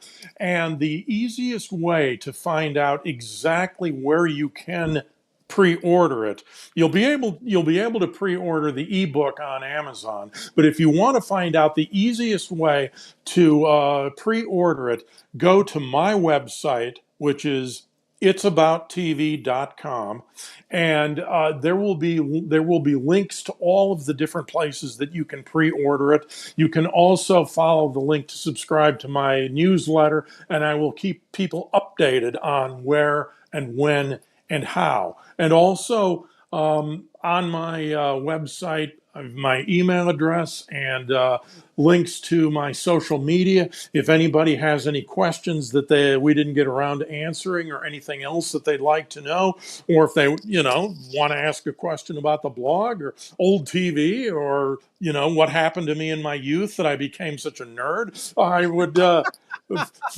feel free. Hit me with your best shot. Are you a man of faith? Yes, I am. Good. Well, God bless you and your wife, Judy. You and as well. I wish you a great rest of the weekend, and I can't wait to finish reading your book. Thank you very much, Chance. I appreciate that. And I love being on. Thank you. You're an awesome guest. That's Mitchell Hadley, and this book is Darkness in Prime Time, How Classic Era TV Foresaw Modern Society's Descent into Hell. And we'll be looking for your social media. All right. Bye for now. What a great guest. Let me now. That's his book. Please order it. From what I've read, you're in for a complete treat. I mean, is he not so intelligent and so well-versed? He's done a lot of research, and I just think he's an awesome guy. So let's get on with some other nostalgic topics. I have a few more. There's some big birthdays I want to cover, and there's a big anniversary of a TV show that I like. I want to go ahead and talk about that, and I'm going to play. Let me just tease this, okay? Let me just ask you a question. There's a classic game show, which is still on the air, It just turned 49 years old today. Now, I'll give you a hint. Match Game Super Match Bonus Round was the inspiration for it.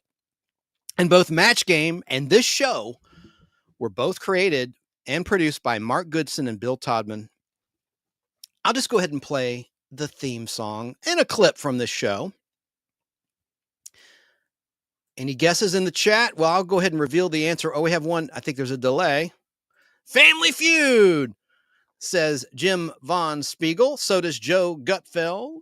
Says Family Feud. Ding! Good answer, good answer. And that is the correct answer. Definitely. Let's reminisce with the classic version of the theme. This is the version of the theme from 1976 to 1985, the Richard Dawson era. Let's listen.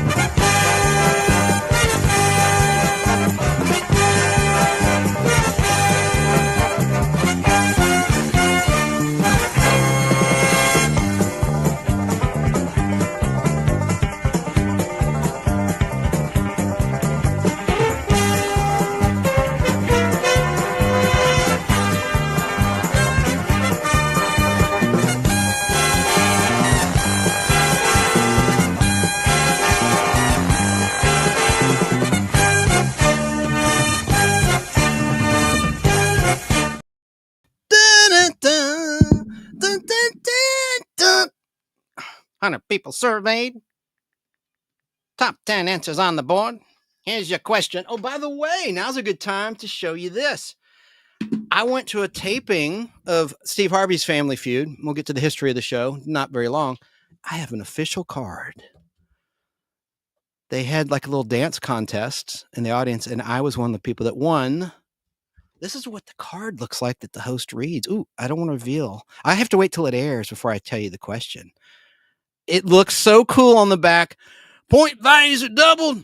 Top 7 answers are on the board. Here's your question.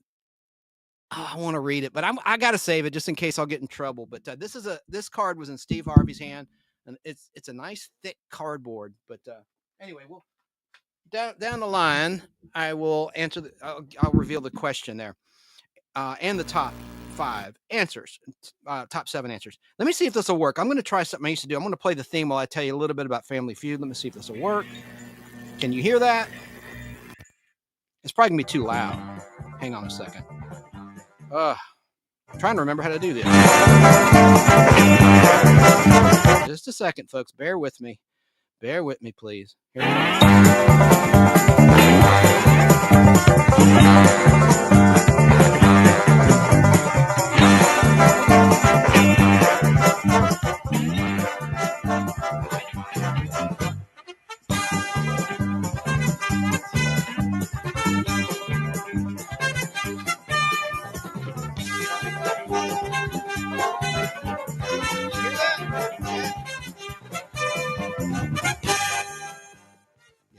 All right, let's talk about some history of Family Feud really briefly. So, Family Feud premiered over 49 years ago on Monday, July 12th, 1976 on ABC Daytime TV. Yes, it did.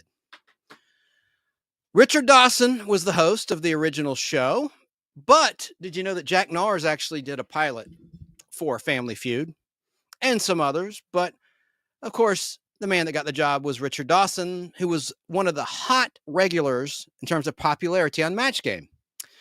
And he copied a lot of elements of Match Game, I think. Number one being the kissing aspect, because Gene Rayburn, the host of Match Game, would kiss the new kid on the block when there would be a new celebrity on the panel for the first time. And he'd pull out some Banaka, spray it in his mouth, and then plant a huge kiss on that starlet. Speaking of starlets, I'm going to get back to that Star Trek starlets of the classic series next time. I know I said that 3 or 4 times, and then something came up, and I wanted to interview Mitchell today, so that got pushed back. And then we had some unfortunate celebrity deaths we had to cover and whatnot. So those that have been requesting I get back to the starlets of Star Trek, it's going to return next time. I'm going to make it happen.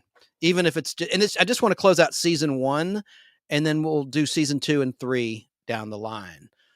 Okay, so Richard Dawson, pucker up. The original Family Feud host, British-born Richard Dawson, took a page from Match Game host Gene Rayburn, who kissed the new kid on the block. I'm repeating myself. Female celebrity panelist player. When it was her first time on the show. Richard Dawson took this practice a step further, since he would kiss as many females as he possibly could who appeared on his show, Family Feud.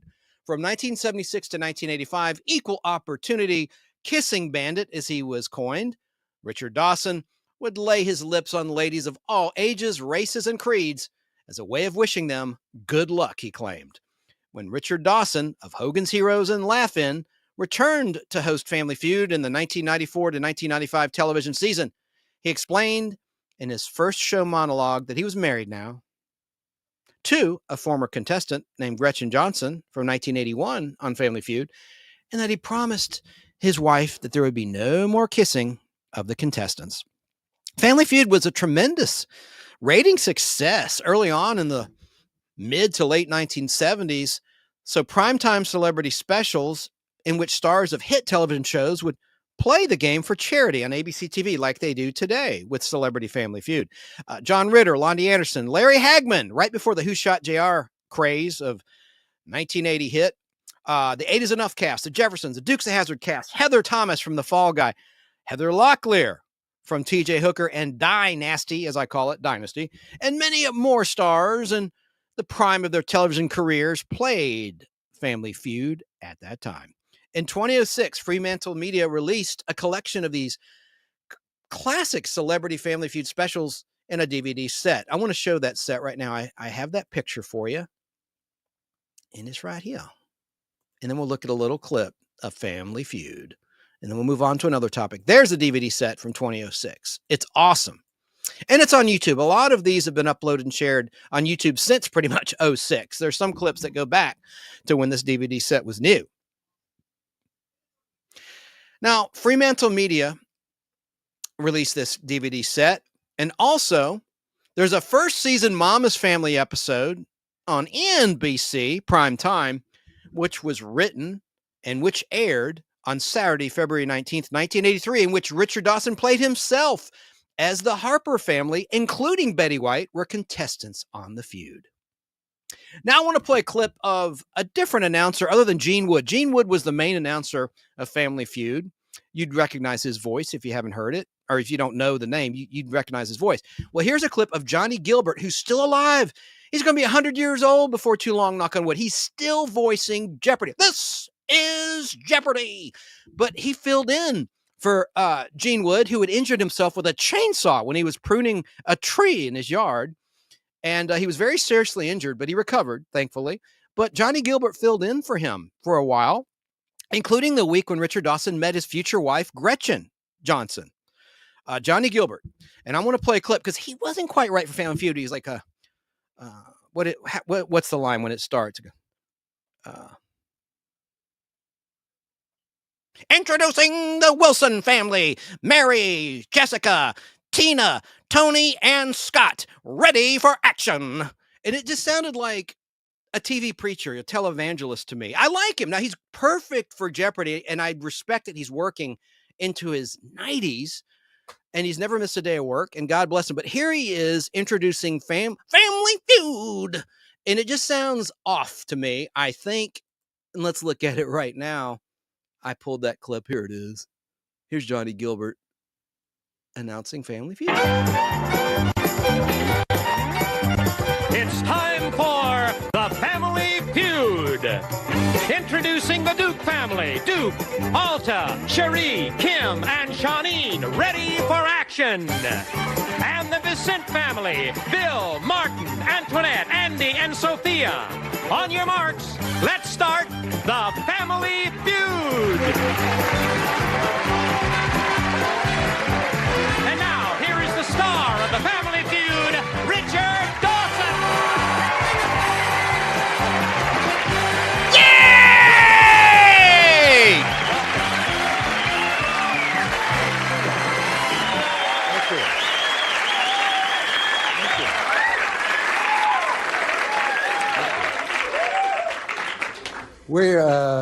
We normally tape about 3 weeks ahead, and we've not taped for a couple of weeks. And so if you've been watching the show, obviously, you know we have not mentioned the attempted assassination. And we don't want you to think that we're non-caring about it, and we're delighted the president is doing well. But we tape ahead, so that's the reason that you've seen shows that we've not mentioned it. And we are also missing our dear old buddy here, Gene Wood, my announcer and good friend, attempted to saw his leg off with a chainsaw. He's at home. Gene, get well. But we have Johnny Gilbert standing in. He's right there. Look, let's show Johnny Gilbert. Yeah. Nice to have you, John. There you go. It's time for Family Feud. All right. We have a big birthday that we got to cover here. And I have a fake rant of the week, and it's a very real rant. Real rant. I'm really PO'd. I am PO'd, as Richard Pryor said in Superman 3 as Gus Gorman. PO'd. I'm PO'd. I'm pissed off about this, but we'll get to it later. Let me find that clip I played. Oh, I forgot to play this one.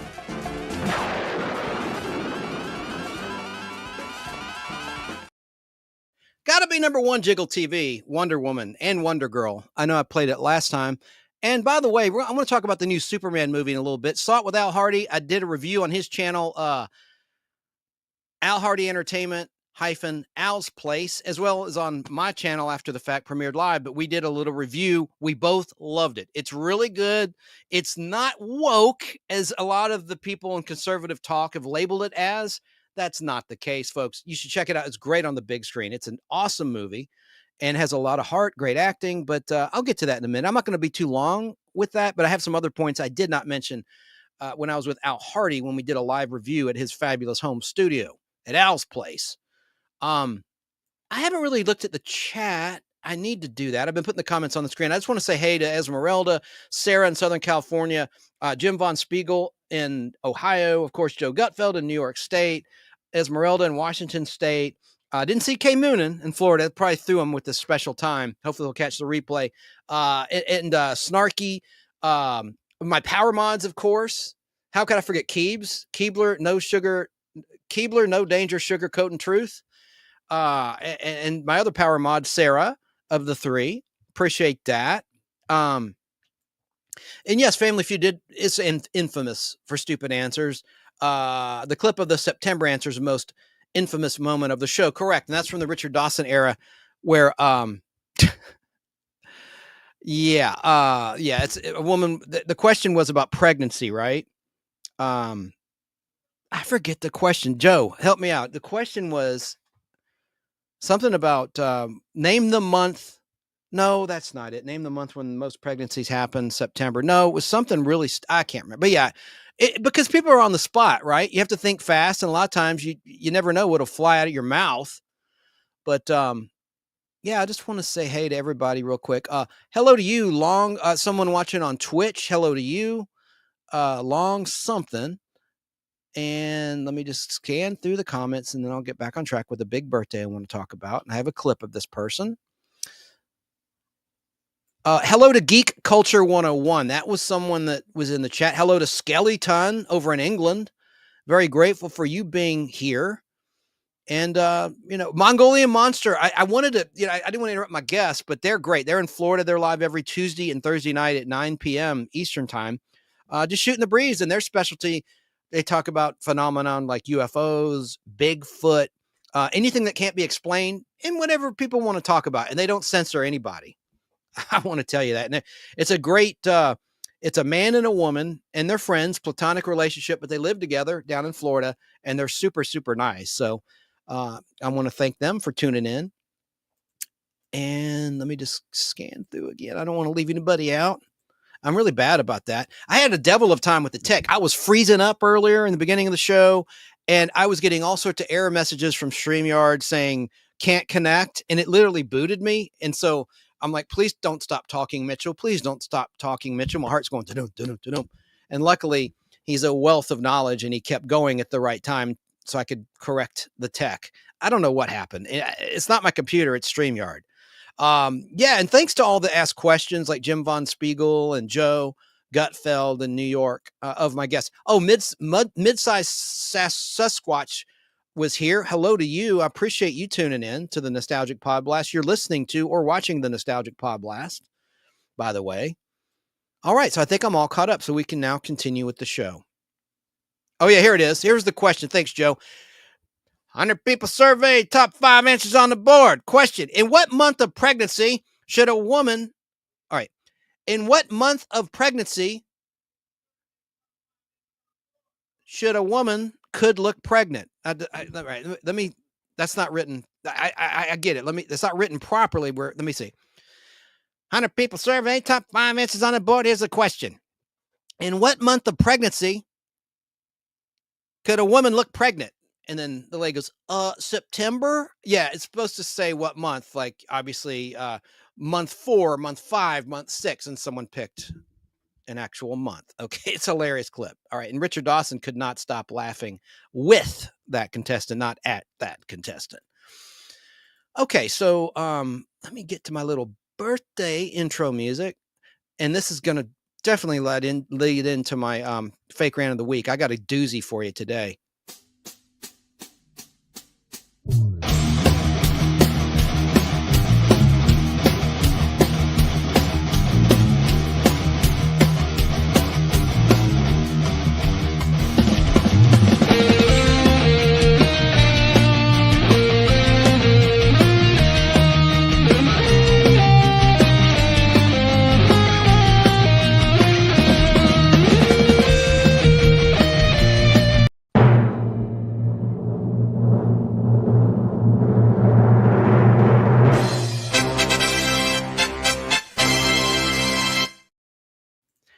Happy birthday to Cheryl Jean Stupplemore.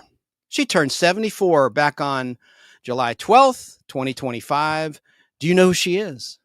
Cheryl Jean Stupplemore. That's her birth name. Well, let me just wait for the chat to catch up, and I'll reveal the answer. See if anybody has any guesses. Whoop. Well, I'll just tell you. She's known as Cheryl Ladd, and there she is on the screen. She turned 74. So happy 74th birthday to Cheryl Ladd, who was born as Cheryl Jean Stupplemore, and her last name is spelled Stoppelmoor. Back on Thursday, July 12th, 1951, in Huron, South Dakota. Now, she even sang the national anthem at the Super Bowl. I'm going to play that clip here in a second. I played the audio of it in previous Podblast before I had StreamYard technology to show it to you. But we're a TV show now. You can watch this show even on your television screen. If you Google search the Nostalgic Podblast, click the Nostalgic Podblast with a C, not an A, YouTube, and then make sure you check out the live tab as well as the videos and the posts. I do blog posts under posts as well. It's similar to social media like Facebook, but I post all sorts of nostalgic information under posts. But the live tab is what you want to hit to research the live show of choice you might be listening to if you want to see these clips. But again, that's right. Cheryl Ladd sang the national anthem at Super Bowl X1V. That's Super Bowl 14 back on January 20th, 1980. In that contest, the Pittsburgh Steelers, my favorite NFL team, defeated the Los Angeles Rams with a score of 31-19 in Pasadena, California. This made Cheryl Ladd the first professional female singer to perform the song at the Super Bowl. And here is her performance. Let's watch. And she also did singing in Josie and the Pussycats before her career took off in the acting realm, years before she replaced Farrah Fawcett Majors on Charlie's Angels. But here she is singing the national anthem. It's a 3-minute clip. The quality is Betamax.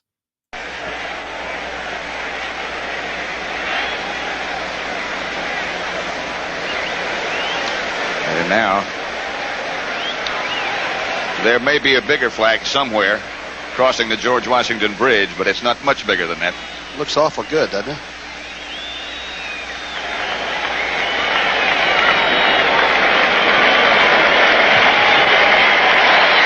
Looking good.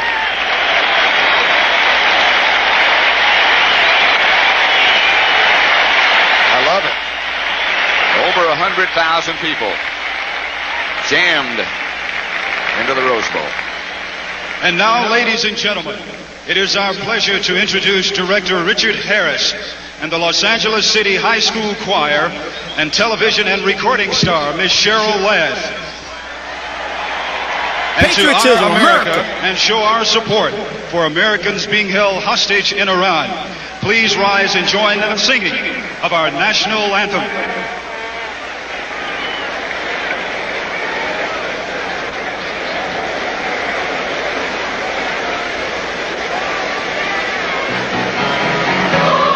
We'd like to dedicate this to our American hostages in Iran. Oh, say, can you see by the dawn's early light what so proudly we hailed at the twilight's last gleam, whose broad stripes and bright stars through the perilous fight, or the ramparts we watched were so gallantly streamed, and rockets reflect the one we're singing there, yet through the night that our flag was still there. Oh, say does that star-spangled banner yet wave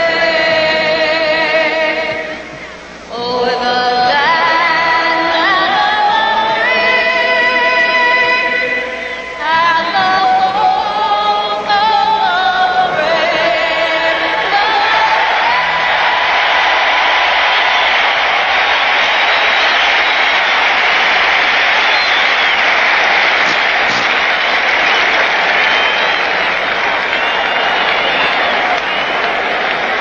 brave? Ray Malavasi. There's Jim Hill with Cheryl Ladd, who just completed singing the national anthem. Jim, of course, had a very athletic life himself, and still does. Amazing moment in time. And yes, I would agree with this comment here from Jim Von Spiegel in Ohio, the great Pat Summerall. Absolutely. What a great announcer. Yeah. Good stuff. So happy 74th birthday to Cheryl Ladd. Now I might as well jump into this segment. Ooh, this has really got my butt chapped big time.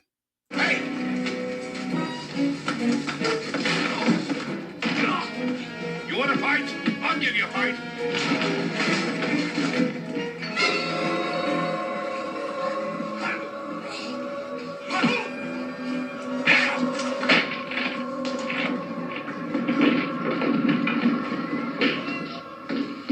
Come on, punk. Come on. You want some more? You want some more, you punk? You want some more? Down the back. Okay, I'm back. So, here is my fake rant of the week, but it's a real rant of the week. I'm really ticked off about this, and then we'll talk about the new Superman movie and some other nostalgic stuff.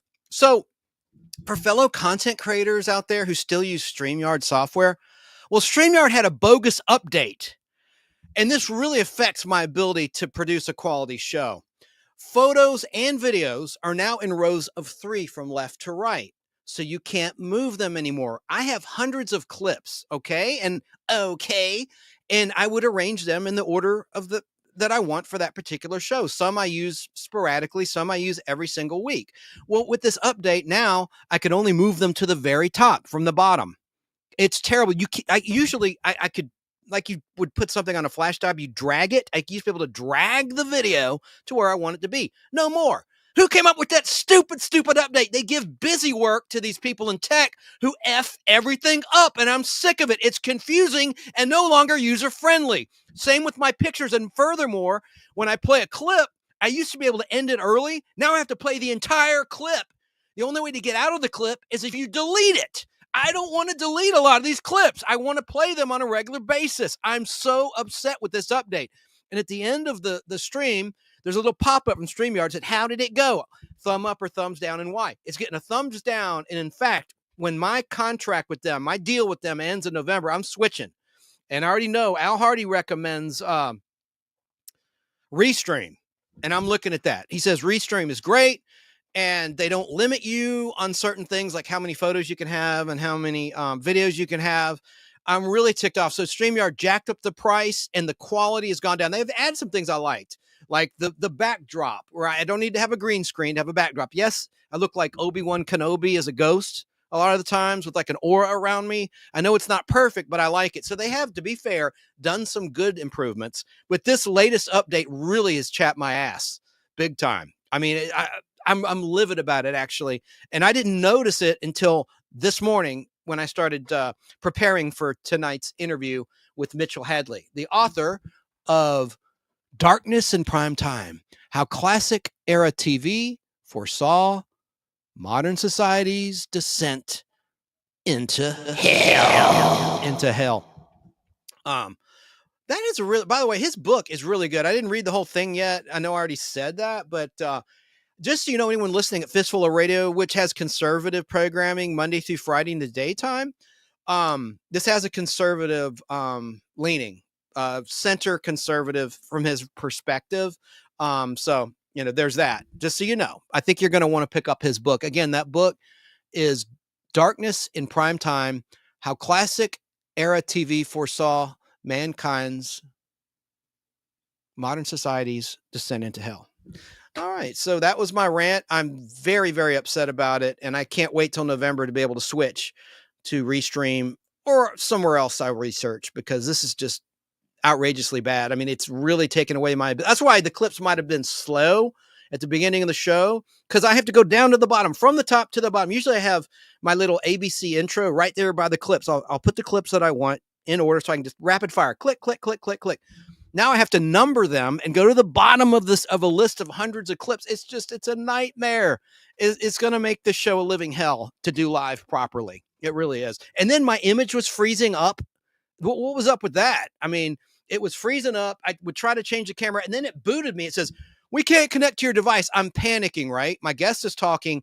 He doesn't know because I made his image dominant, big. I made him big, as they say. And while I'm trying to connect, my device, I'm like, what the F is going on here?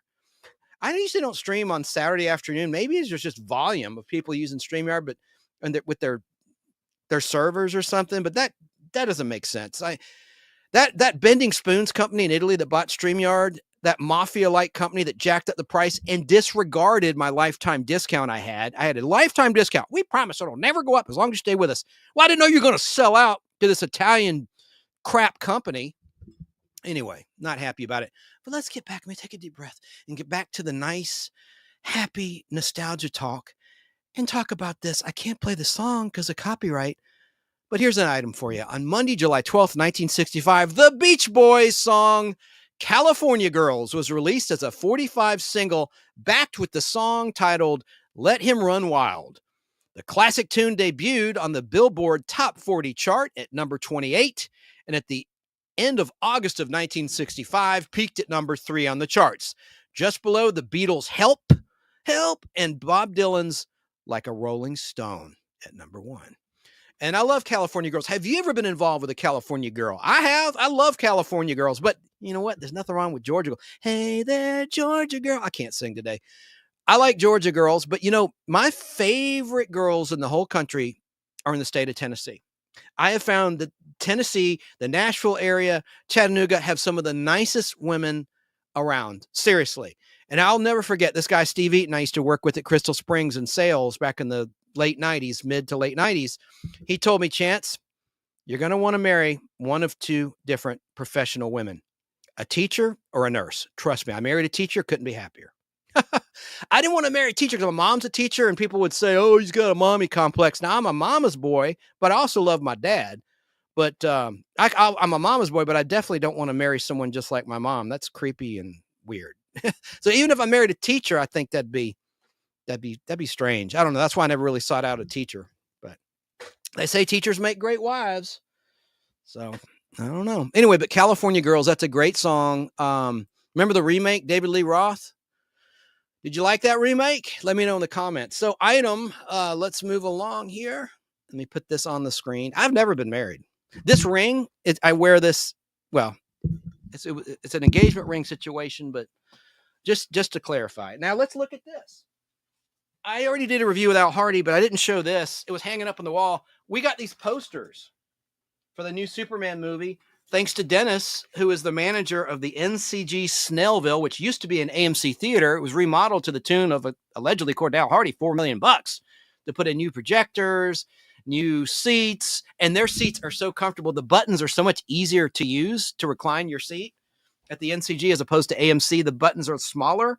At the AMC, they're nice and big buttons at NCG, and the seats are so comfortable. But I like that. I got 2 of them. And Al Hardy gave me a Fantastic Four movie poster, no strings attached. I said, well, buddy, I'll treat you to lunch next time I see you. I volunteered that because that was pretty nice of him, I got to say. And it's here in a carton. But let's talk about the Superman movie really quickly. I liked it a lot. The one thing I wanted to say, a couple things I didn't mention when I reviewed it with Al is, and this is not a spoiler, I'm not going to spoil anything for you. Ma and Pa Kent have thick Southern accents in this movie, which is fine. This is not a complaint. It's just different. It's different because the Kent farm is supposed to be in the state of Kansas. And so that's the Midwest. So the Southern accent is not entirely accurate. But that's okay. I think I like it because it's different. I don't consider it a continuity error. Hell, the characters could have been born somewhere like Alabama or Georgia and moved to Kansas to start a farm. You never know. So anyway, I have an open mind about that. But the direction is great. The characters are great. Al and I both liked it. What was the other point? There's another point I didn't mention that I wanted to mention that's not a spoiler. Oh, what was it? About the new Superman movie.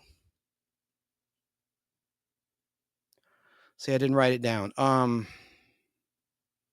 Oh, yes. There was, and I mentioned this when I called into BK on the Air show this morning. There is an Easter egg to the Richard Donner cut of Superman 2. I'll be quick. All right. Back in 1977, Richard Donner was hired to direct both Superman the movie and Superman 2 at the same time for cost reasons. Over at Pinewood Studios in England and around the world. They filmed in Calgary, Canada, like the Kent farm was up in Canada. They filmed at the Hoover Dam area. They filmed in New Mexico, as well as New York City, of course, during the great blackout of 1977, which is documented on the Making of Superman ABC special, which can be found on YouTube. It's a great special that was hosted by Christopher Reeve. Christopher Reeve trained with David Prowse, who was Darth Vader, the guy in the Darth Vader costume. And he was like a champion bodybuilder. Those don't know that about David Prowse, as well as a monster in the Beta Cloud episode of Space 1999, which was made at the same time as Star Wars back in 76. But back on track with Superman. So in the Richard Donner cut, there were all these scenes that were cut that featured Clark Kent and his father, Jor-El. And Jor-El was played, of course, by Marlon Brando, who read cue cards. He never memorized his lines or anything. And there's a great scene that was on the Richard Donner cut, which came out, I think, in 2005. Okay. They went back, they found the 35 millimeter negatives of all of these great scenes that were cut because Marlon Brando came to the producers and demanded more money for a sequel when Superman the movie broke box office record. Well, it didn't break. Well, it did well. It did well. It didn't break, the Star Wars Jaws record, but it was up there. And it was #1 for weeks and months. So the story goes that Marlon Brando said, okay, I want more money. I want a new deal. And they said, screw you. So they cut him out of the movie. And instead of him depowering Superman so he could make love to Lois Lane, they had his mom do it, played by Susanna York at the time, instead of Marlon Brando. Well, all that footage was restored in the Richard Donner cut, released on DVD and eventually Blu-ray of Superman 2. And what the Easter egg in the new Superman movie is there's a scene, non-spoiler, where it's revealed that Clark Kent's favorite thing to eat is breakfast for dinner on occasion. And he's at Lois Lane's apartment, or his apartment. I think it was hers. Anyway, somewhere in New York City. And she goes, oh yeah, she liked breakfast for dinner. Well, he's wearing the same costume, basically, that Chris Reeve wore in those long lost, but eventually restored scenes where he loses his powers when Jor-El says, if you want to be with a mortal, you must become a mortal. And that makes sense because with his power, he could tear her apart limb from limb, just trying to make love with her. So And they abandoned that in Superman 3 when the evil Superman got together with Lorelei Ambrosia, but that's another story. That was the blonde hottie Pamela, played by Pamela Stevenson, who's still married to the comedian O'Connell, I think, the Scottish comedian. Anyway, I digress. So in the movie, I think that was definitely a little nod to the Donner cut, because he's wearing a solid white, like Oxford shirt. And anyone that's worked in movies knows that wardrobe hates the color white. They want you to wear blue or beige. White is something that just either doesn't look good. They just, for whatever reason, wardrobe heads and costume designers do not like white, especially shirts like this that are just solid white. But that's what Clark Kent is wearing in the new Superman movie in that scene where he has breakfast for dinner, and the same pants. It's the same look, like chino pants and the white, and they're rolled up. The sleeves are rolled up just like it looked with Chris Reeve. I should have pulled a picture. I'll do it next time. I wanted to show you side by side. I don't know if I could find one of the current movie, this particular scene, but certainly of Chris Reeve. I might find it before I sign off tonight, but that definitely was a little Easter egg. And that's a pretty deep Easter egg. You really have to know your stuff or be a big fan of the Richard Donner, Christopher Reeve movies. And the director, James Gunn, said that's his second favorite superhero movie of all time, Superman the movie, directed by Richard Donner, underneath Into the Spider-Verse. That was his number one pick in an online and magazine interview. I think it was Esquire magazine, if I'm not mistaken, that I read that James Gunn said that. So that's it. So that's all I had to say about the new movie. I liked it. Don't believe the BS about it being a woke movie. It's not woke in any sense. I did not think it was one bit. And Al and I both liked it. I'm going to see it again on the big screen really soon. So that's my take on the new Superman movie. Go see it and bring on the Fantastic Four. Oh, and there was like a little, I did mention this with Al, there's a little playful dig at the new Fantastic Four movie, because James Gunn, of course, used to be with the MCU people in Disney, and he directed the Guardians of the Galaxy trilogy, right? But he also went to DC and did Suicide Squad and that while he was with Marvel. But now he's exclusively rebooting the DCU along with Jim Lee, a powerhouse team over there at Warner Brothers on the DC side. But I liked it. I thought it was good. I don't have any complaints. I really don't. So let me look at this. Oh, but I don't know if I can get this out of the tube. My Fantastic Four poster. It's the classic one. This will be out later in July 2025. I'll go see. I don't know if I can get it back in there. It's the one. I'll find it online and just show it to you. It's in there. I promise. It's in that carton. I wouldn't lie to you. Oh, shoot. Okay. Oh. And this isn't really a rant, but along with here, my popcorn to prove I saw it, there's my ticket stub. And look how ticket stubs now are just receipts. I used to love to collect actual ticket stubs. Kind of a thing of the past. A little piece of retro trivia for you. The movie ticket stub, the concert stub, man. I miss that, man. It sucks. It's on your phone and a QR code. Where's the charm? You know, I get it. It's cost cutting, right? Save a tree. I get it. Save some ink. I get it. But man, I miss having an actual ticket stub. That's for damn sure. Let me take a breath. Let's take a little music interlude. On my channel on YouTube, the Nostalgic Podblast, I have been featuring extended versions or dance remixes of classic songs, and the bots seem to play along with that, and it's fine. So I did one for a song that makes me think of Superman. By the way, there aren't many songs in there. It's not like Guardians of the Galaxy by James Gunn, where there's like a great soundtrack of songs like by the 10cc, songs that are classic songs you haven't heard in years and you don't hear on the radio anymore very often.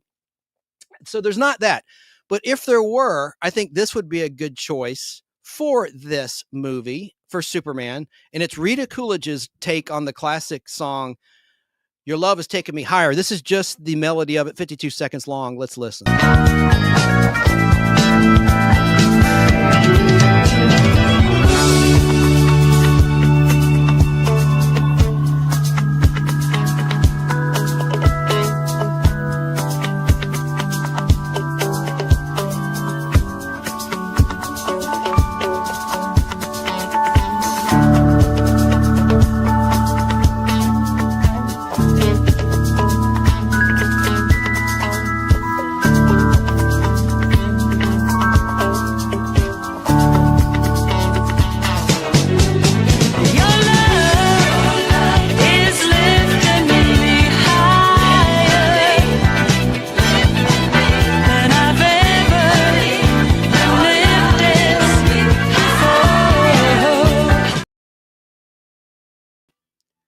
Watch that be an insta block on Facebook. I didn't test Facebook's the unknown, but Facebook, another mini fake rant of the week, but real rant, is that new Facebook policy where after 30 days, a live video will be deleted. And they're not deleting all of mine after 30 days. I think Facebook's so large, they just one by one, eventually they'll get to my stuff. But I have stuff like my interview with Heather Thomas, I think is still up there from the Fall Guy and Zapped and whatnot. That live video, I believe, is still on Facebook. But I digress. So I love that song. I love Rita Coolidge. She had a sultry voice. She's one of my favorites. I just love her, and I love that version of the song. And, of course, she did a James Bond song for Octopussy, the title song, All Time High. I like that one. She's just a really good singer and performer. And Chris Christopherson's ex, God rest his soul. Now I got to search for my clips because of the situation where they're left to right, not up and down. That's what she said. They're left to right. And I cannot stand that. It makes it hard for me to find my clips that I want to share with you all. Let's just get to the chat. I need to take a breath here and just calm the F down. I'm getting pissed off thinking about it. I never knew that Ms. Ladd was a professional singer, said Joe Gutfeld. Yes, she has record albums. She has the voice of an angel, no pun intended, from Charlie's Angels. But who could forget when she hit the scene, though, in Charlie's Angels in that bikini? Oh, my God. It was like, I didn't even hit puberty yet, and I was just like, damn, But Wonder Girl was my number one. Now, I like the Bionic Woman. Don't get me wrong. I talk about that show ad nauseum. I love Lindsay Wagner. But just there was something special about Drusilla, played by Deborah Winger. That's why I'm going to play that little spin clip every show. I'm going to do it. Tell us how you really feel, Chance, says Keebler. Well, no, I don't hold anything back. It's a family show. I don't know what this means. You need to turn on community. I thought YouTube changed the posts. You say community posts. All of a sudden it just said posts. And I thought that was a change YouTube did. Another revision from big tech. But I like post because it's a blog. I post a blog on my YouTube channel under post. My YouTube channel is the Nostalgic Podblast. Yeah, but check out Josie and the Pussycats, Cheryl Ladd. Look it up on YouTube there, Mr. Gutfeld, New York, and you're going to hear her incredible voice. And thank you, Keebler, for posting the links for our guest, Mitchell. Take it easy. Thank you for being here. You got some rain. Yeah, I don't want you losing your tech. Thank you, Paramod. Thanks to Sarah in Southern California being here. She is just such a treat. I've learned so much from Sarah about the ways that YouTube works and doesn't work. Jim Von Spiegel said, very comic book oriented. You mean the Superman movie? So you saw it too. What did you think? No wrong opinions. What did you think about the new movie? Joe Gutfeld asked, did they sell a program for the new Superman movie? No, they did not. Not that I saw. I went to the NCG Cinema. I already said that in Snellville. I have one for Superman the movie and Superman 2 and Star Trek 4. I have programs back when programs were a thing. I've got in my collection programs from all sorts of classic fantasy and action movies. And Jim says, no, I didn't see a program. I didn't either, but they were giving away those little mini posters I showed. I got 2. Al got 2. And hello to Tracy. Tracy's Fractured History More down in the state of Florida is watching live. So nice to see you. And she says, hey to everybody in the chat. She's a very sweet lady. I hope your husband's doing well. I don't want to get personal, but I know you've been sharing on social that your husband has been in the hospital. And I want to say a prayer right now for his return, his swift return to good health. Thank you. I need to slow down there. So, where's the hey to you? And I hope he's doing better. I really do. Because I know that's got to be terribly stressful and gut wrenching to see, your significant other having a health setback, but I hope he bounces back strong at that time.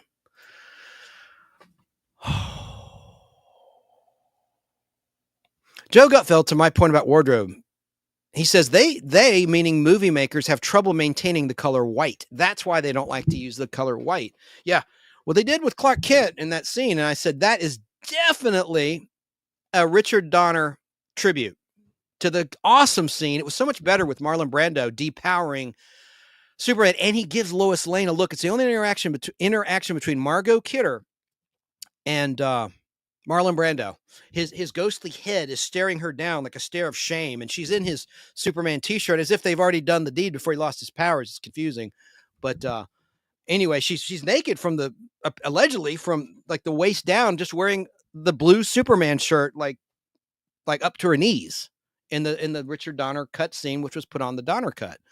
But I love that moment. It's chilling to me when with the music going, the John Williams music, And she backs away when Jor-El stares at her of disapproval. Like, you're taking away my son's heritage, you human mortal. About the new movie. Speaking of Jor-El, Bradley Cooper plays him, but it doesn't sound or look like him in the new movie. So there's that. I thought your shirt was blue. My shirt's blue. I'm talking about Clark Kent. David Corn Sweat is the actor who plays Clark Kent and Superman in the new movie, and he's wearing a Christopher Reeve Donner cut outfit. It's clearly that. I'm going to find that picture in a minute before I sign off just to complete the show.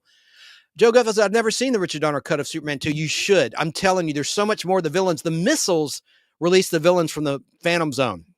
That's the way it was originally intended. The XK-101 rocket that Chris Reeve Superman hurls past the atmosphere and into outer space, it releases the villains. It wasn't that exploding elevator bomb that we saw in Richard Lester's Superman 2.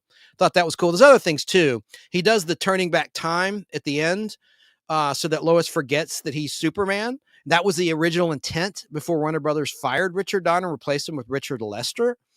It wasn't supposed to be at the end of Superman. The movie returns back time and saves Lois after the earthquake. It was always intended for Superman 2. Anyway, Tracy says, always a great show. Well, thank you. I appreciate. I can't do it without you. That's for sure. I can't without anybody watching. Yes, Jim Von Spiegel and the new Superman movie did show Cleveland very well. The stadium where it's not Citi Field, but it's where the Cleveland Guardians play baseball. That was cool. This is not a spoiler. I'm not going to spoil anything. And the manager at the theater I saw it out, he's from Ohio. He says they also shot in Cincinnati. The Hall of Justice is a train station in Cincinnati. Can you confirm that? I tend to believe this guy, Dennis. He's been working in the movie theater business since 1989, he said. Met him and his fiancée. Nice people. Okay, and I would encourage you to look at my review with Al Hardy. It's on my channel, The Nostalgic Podblast, under videos. Al and I, in his fabulous home studio, did a review right after we saw it. It was all fresh in our minds, and I'll probably go see it again. But yes, they did represent Ohio well. And Georgia. The Kent Farm, that's LaGrange, Georgia, up 85 South. And they shot also in Macon, Georgia, down south on 75 for the Daily Planet interiors. And also the battle, I won't give specifics away. There is a big battle scene. It's kind of an analogy to the Ukraine war with Russia. That was shot in Macon over about a 2-week period in May and early June 2024. So, there's no politics in it. There's really not. And you got to remember, it was shot a year ago. So there is a line about a king. This guy wants to be a king. I'm not going to say who. That was long before the presidential election and all that. And it wasn't just inserted in. Hell, it could have been a reshoot. I doubt it. I don't know. But all that was filmed and probably written 2 years ago, right? Shot a year ago, at least 2 years ago it was written. So there's no freaking politics in it. Okay, let me get back to the comments. And you've got to see the Donner cut. I can send you a copy, Joe. If you email me at goldar3@aol.com, your mailing address, and I'll mail you a copy. If you can play DVDs or Blu-rays, I'll send you one or the other. Let me know if you can. I'd be happy to donate that to you. Yeah, they did show Cleveland very, very well. I've never been to Cleveland. I've been to Ohio. I went to Marshall University studying communications, which is in the tri-state area of West Virginia and Ohio. And I forgot the other state. I think it's Virginia. Anyway, no. Huntington, West Virginia is on the border of West Virginia with Ohio. There's a bridge. You have the Gully Bridge out there in West Virginia. We used to bungee jump. I didn't. I used to watch the bungee jumpers. It's crazy back in the 90s. Like, these guys are nuts. I'm not doing that. Not after what happened to Chris Reeve. No way. I'm not bungee jumping. I think it's snap. I'm not doing that. He loved it. Good. I'm glad you liked it too. It's doing well because of the positive buzz with real moviegoers like you and me, not bought and paid for critics whom I generally cannot stand. So I'm glad that you liked it. Sarah in Southern California says, I wish I had a Star Trek 4 movie poster. I got one framed right here. Oh, let me let me see if I can show it to you. Oh, usually when I do this, I F everything up. Hang on. We'll make sure I don't run out of slack. See it? There it is. Hang on. There she blows. Star Trek 4 framed. 1986 movie poster. There you go. Now let me just get back to where I once belonged with the camera shot. There it is. Can't wait to see what he does to Batman. Yes, and they're gonna redo Wonder Woman. James Gunn, if you're within the sound of my voice, and I know you aren't. Please bring Drusilla into the mix. I want to see a proper Drusilla, and let Deborah Winger have a cameo if she's willing to do it. She might be long since retired from acting. I don't know, but I just would love to see that.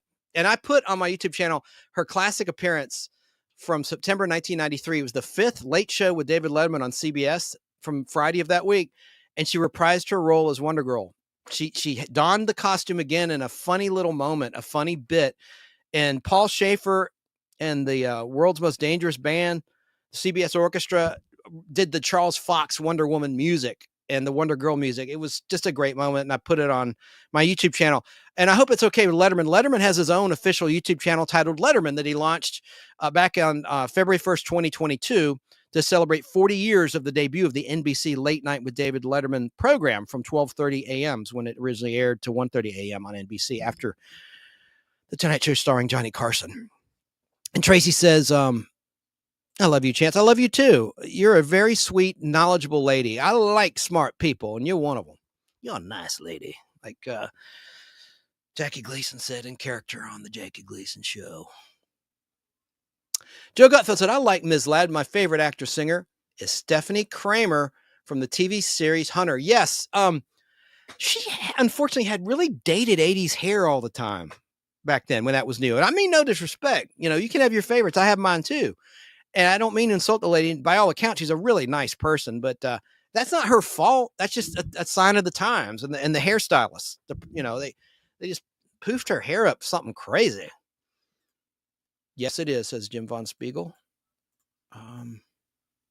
CGI looks terrible. And look how she spells terrible. You spelled it like somebody says it. Remember that classic bit on Saturday Night Live with Barney the Bear playing basketball with Charles Barkley, Sir Charles Barkley, and he gets really physical with Barney? That's a funny classic SNL bit. Those are the best days. I love the 70s are great with Chevy Chase in season 175, but I really like the early 90s, when Adam Sandler, Chris Rock, Chris Farley, God rest his soul. Those were funny, well-written skits. Julia Sweeney. I liked all of them, man. That was some funny stuff. CGI looks terrible. No, it doesn't. And I love the dog. They did a great job. I've never seen the Donner cut. I can play DVD. Well, good. Email me again. My email address is for listener feedback and viewer feedback is Goldar, like the Space Giants. Goldar 3 at AOL.com. By the way, when Superman whistles for his dog in the movie, it's so cool. It reminds me of the supersonic whistle of Miko's in the new Superman 2025 movie. When he whistles, it's different than in the trailer. I love the sound effect. And the sound of that movie, when someone lands or takes off, it's like incredible sound. As Al Hardy noted, it's got to be nominated for an Oscar for sound. I'm having trouble getting online, said Joe Gutfeld. I'm sorry. Is it your provider or your tech? I never know from my point of view. CGI is terrible. Oh, I agree. In general, I would agree. But James Gunn is one of those directors that's good at integrating CGI with physical models and things like that. One thing I was talking with a friend about is it's interesting that James Gunn doesn't use the same composer like Danny Elfman would be used by Tim Burton. From movie to movie to movie. John Williams will be used by George Lucas and Steven Spielberg from movie to movie to movie. We have two guys that scored this new movie, and I have no complaints. I'm just saying, I think that's interesting. It's just director's choice, right? Or availability, one or the other, or both. I love it, Chance. I have a Superman 3 poster somewhere. Thank you, Sarah. She says, I love it, Chance. I have a Superman 3 poster somewhere. I do too, Joe Gutfeld. And I have a Revenge of the Jedi poster from that year, 1983. That was a great summer of movies, 1983. 2 James Bond movies. You had Octopussy on the Roger Moore side, the official Bond movie of that year that could use the Conti music. I'm sorry, the Monty Norman James Bond theme. Warner Brothers released Never Say Never Again, which is a remake of Thunderball with Sean Connery reprising his role. Hence the title, Never Say Never Again. He said he'd never play the role. There he is again, getting a check. Loved him. Hey to Michael Haywood. How you doing, Mike? How are you? Happy weekend. My flock, hello, says Michael Haywood. A little of both, said Joe Gutfeld. I can watch on my phone. Okay. I don't know what's up with your tech. I'm sorry you're having a problem. I'm not going to be on much longer. I've gone 2.5 hours. Try to keep it under 3. And I want to have my guest Mitchell Hadley on, the author of Darkness in Prime Time, How Classic Era TV Foresaw Modern Society's Descent into Hell. I want to have him on again after I've read the whole book. I don't think my questions were that good. I think I could come up with some better questions that are not scorched earth questions that everybody's going to ask him, So I'm going to do that. Let me just see my clips. Anything else, anybody? Let me just look at my pictures and make sure I didn't. And I'll do a quick scan of birthdays like Cheryl Ladd, who turned, I can't believe it, 74 today. See, here's the other problem with this little upgrade. I cannot take this picture off unless I delete it or move to another picture. And I don't like that. It should let me. Oh, I just figured it out. You click the buttons and it goes away, I think. Hang on, guys. Sorry, listeners, this is bad. Nope, that's not doing it. God dang it. There's his book, by the way. There's the book cover. Anyone who tuned in late. He was a great guest. Tracy, if you didn't see it, you might want to catch the replay. This guest is so knowledgeable about television and life. And I think you'd really like his book too, which will be available. It's a brand new book. It's going to be available at Barnes & Noble or Amazon.com. And oh, here's the movie poster that Al gave me. Bam. Thank goodness. This is the poster Al gave me. He had 2, and he gave me this poster in print. And it's 2-sided. So you can put it, I'm going to get it framed. And you can look, it's 2-sided for one of those lit up movie theater displays that displays movie posters. Isn't that cool? Yeah, so go see Superman. It gets a big thumbs up from me. Chance Bartels is your host of the Nostalgic Podblast. I think you'll like it. It's not woke. Don't listen to that talk radio bull crap. It's not true. And I like talk, don't get me wrong, but that's just a BS story, and it irritates me that it was out there. It's probably from someone in Snyder's camp that planted it. Oh, movie's woke.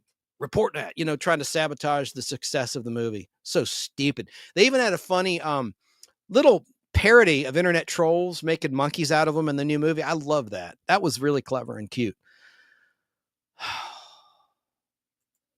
That's for that. This is for Tracy. Some Space Giants pictures I found of some Japanese magazines. Aren't they cool?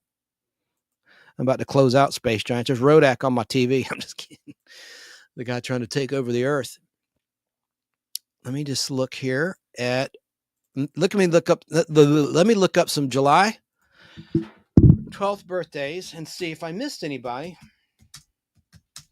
I think I covered pretty much everything. There's one website called Famous Birthdays, and it just has reality stars and modern people. They don't have the classic people. Kind of is irritating for show. Let me just look at this quick list quickly here. Yeah, there's not really anybody. There's not really anybody that I care about or that you would care about, more importantly. So I'll go back to the chat. People are saying hey to each other. And let me see here. You're going to see Superman?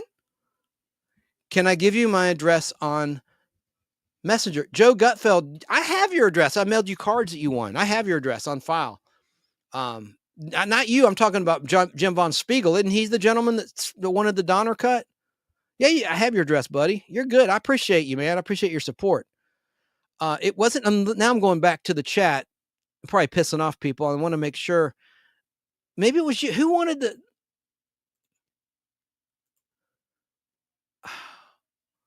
It was Jim Von Spiegel. I'm pretty sure he said he's never seen the Donner cut.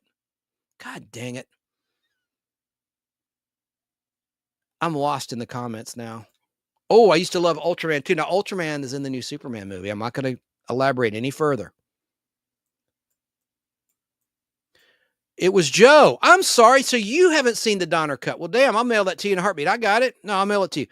And you can play, as long as you can play DVDs, that's my only catch. And it's not much of a catch. I mean, why would I mail something that you can't play unless you're going to sell it? I don't think you would.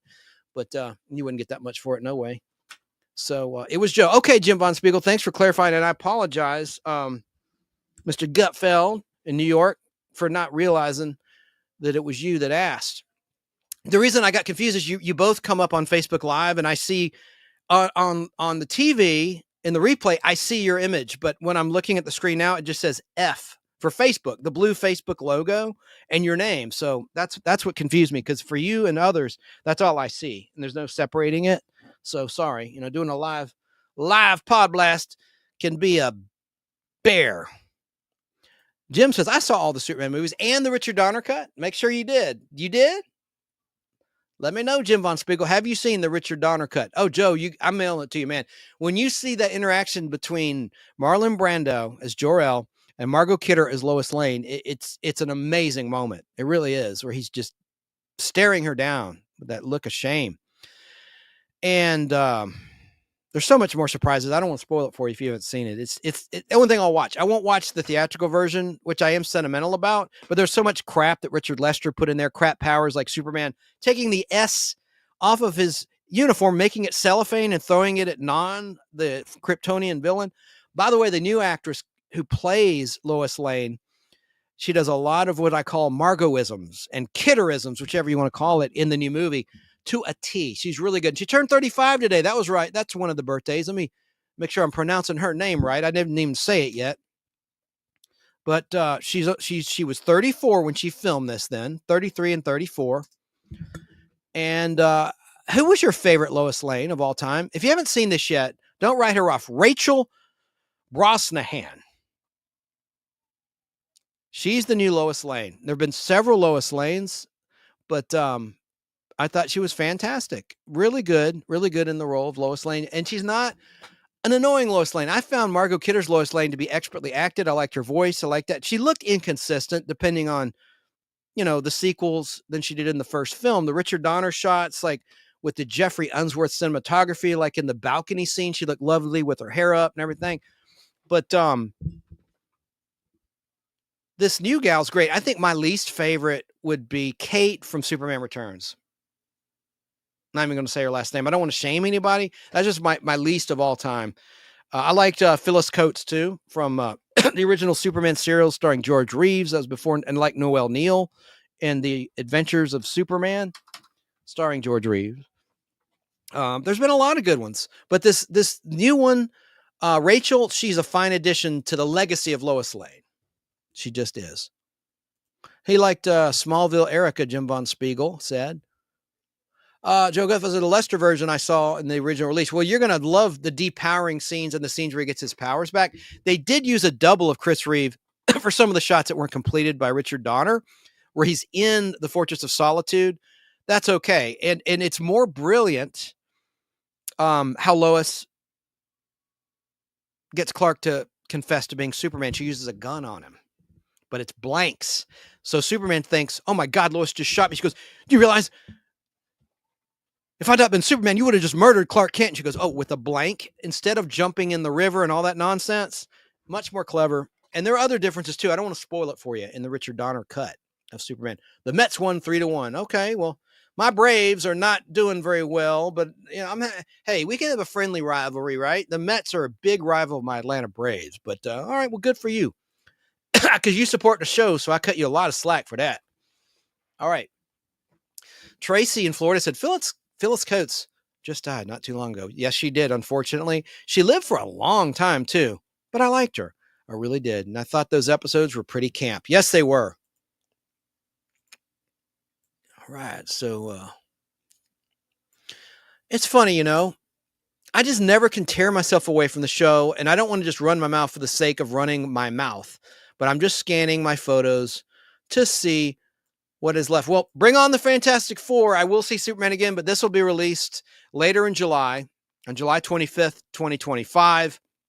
I will definitely see it in the theater, and I hope and pray that it's a good show. And then next time I will get back to the starlets of Star Trek, classic Star Trek, the original Star Trek, the best Star Trek, which you can stream on Paramount Plus and on Pluto TV, and you can see it on MeTV Saturday nights, part of their classic, which they've done since, I think, 2011, Sci-Fi Saturday Night on MeTV, if you have a MeTV affiliate in your area.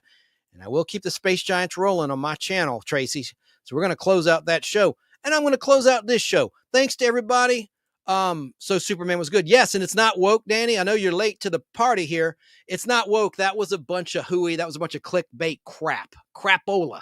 And I meant to mention to my guest how Norman Lear changed television. Damn it. We'll cover that next time I interview him. The Norman Lear effect, because he talked about the purge of shows on CBS, including Hogan's Heroes, which wasn't like the rural purge as it's been coined by historians. I don't think that's entirely accurate, because you also lost My Three Sons and Family Affair. Those weren't rural shows. And then The Governor and JJ, that wasn't a rural show. It's just All in the Family was killing in the ratings. And so Fred Silverman took the axe to a lot of shows that were still performing pretty well in the ratings, like Hogan's Heroes. Very unfortunate. They thought everybody had moved on. Good show, Chance. Thank you. You're very welcome, Jim Monspiegel. Good to see you here. I know you're having a super busy summer with your grandkids out of school. I get it. So it's always a treat when you're out there, because I appreciate your commentary, as well as everybody who was out there. So let me get back to my clips. I'm going to play my outro. By Louis ROI, like return on investment, Louis Roy. And I am going to get to the fembots, which I promised. My tribute to fembots. Not just the Bionic Woman fembots, but the Austin Powers fembots as well. That should be fun coming down the pike here on the Nostalgic Podblast. It would help if I got to my clips. Yep, Superman was great. I loved it. And I hope they do a sequel, and I hope they explain Ursa. I don't know if James Gunn is going to want to tackle the Kryptonian villains, the Phantom Zone villains, or not. He might not want to. That remains to be seen. But if he does, it'd be nice to see the backstory of Ursa. Because if you recall in the first Superman, the movie, when Jor-El's given his speech before he sentences the Kryptonian criminals to an eternal living death in the Phantom Zone, he talks about how Ursa has threatened even the children of the planet Krypton. And she has a perversion against men. She wants to kill men. She does that in the Donner, more darker version, and even in a Dark Lester cutscene where Non murders the boy escaping on a horse. Like, please let my daddy down, when General Zod lifts this guy with a shotgun in the air. And then she goes, please, mister, he's a general. Please, Mr. General, please let my daddy down. And then he lets him down and he splats, like, not dead, I don't think, but the scene continues in a Richard Lester cutscene that was on ABC TV.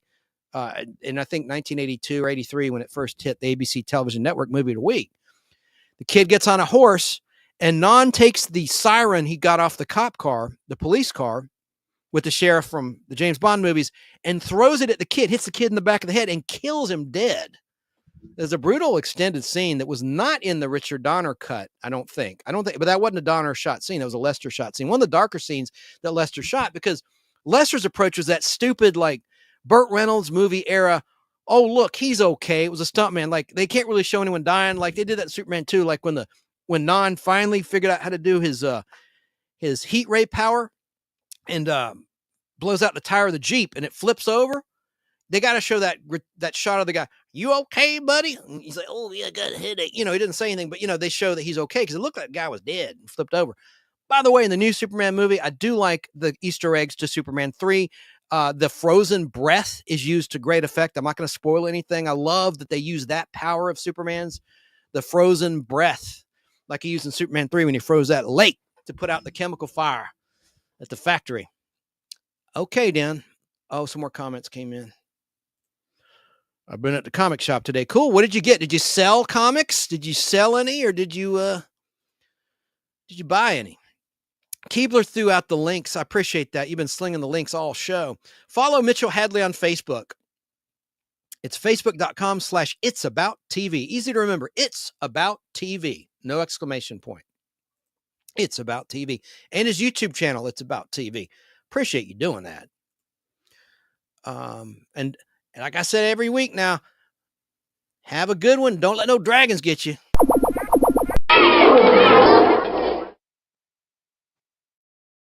Reference. I'm going to play this just for Sarah. I did this the last 3. This will be the 3rd show in a row. This is for you, Sarah. Valentine's Day.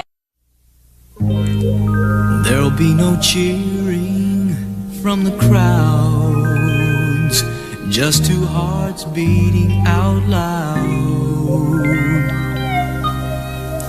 There'll be no parade, no TV or stage, Only me till your dying day.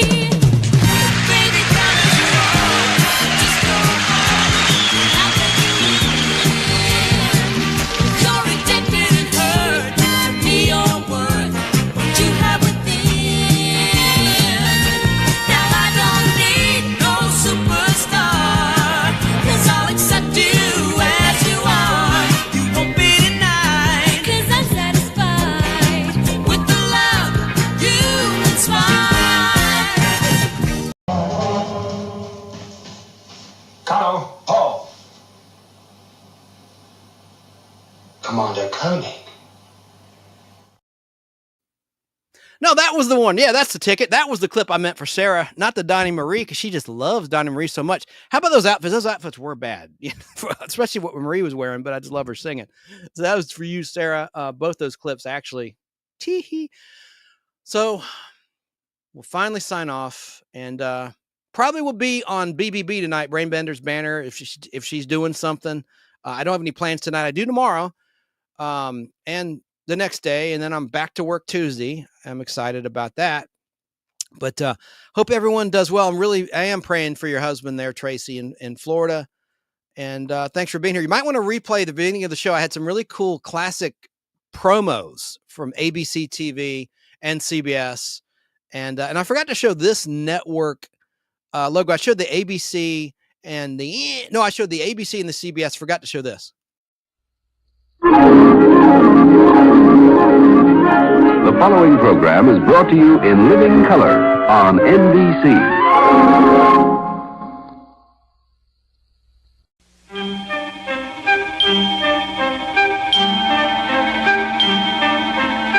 Like sands through the hourglass, so are the days of our lives.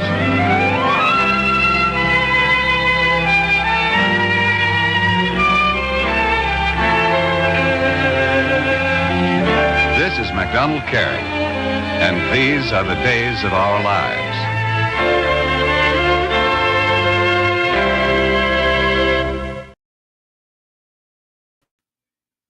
Good night, everybody.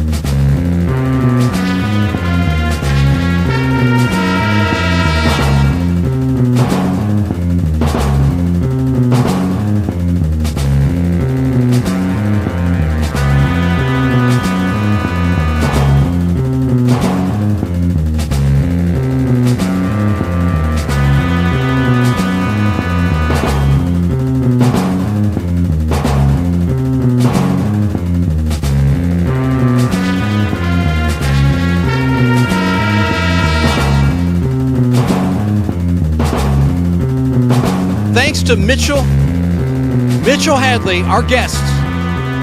This edition of the Nostalgic Podblast. Don't forget to subscribe to Remind Magazine for $12 a year. Just go to remindmagazine.com.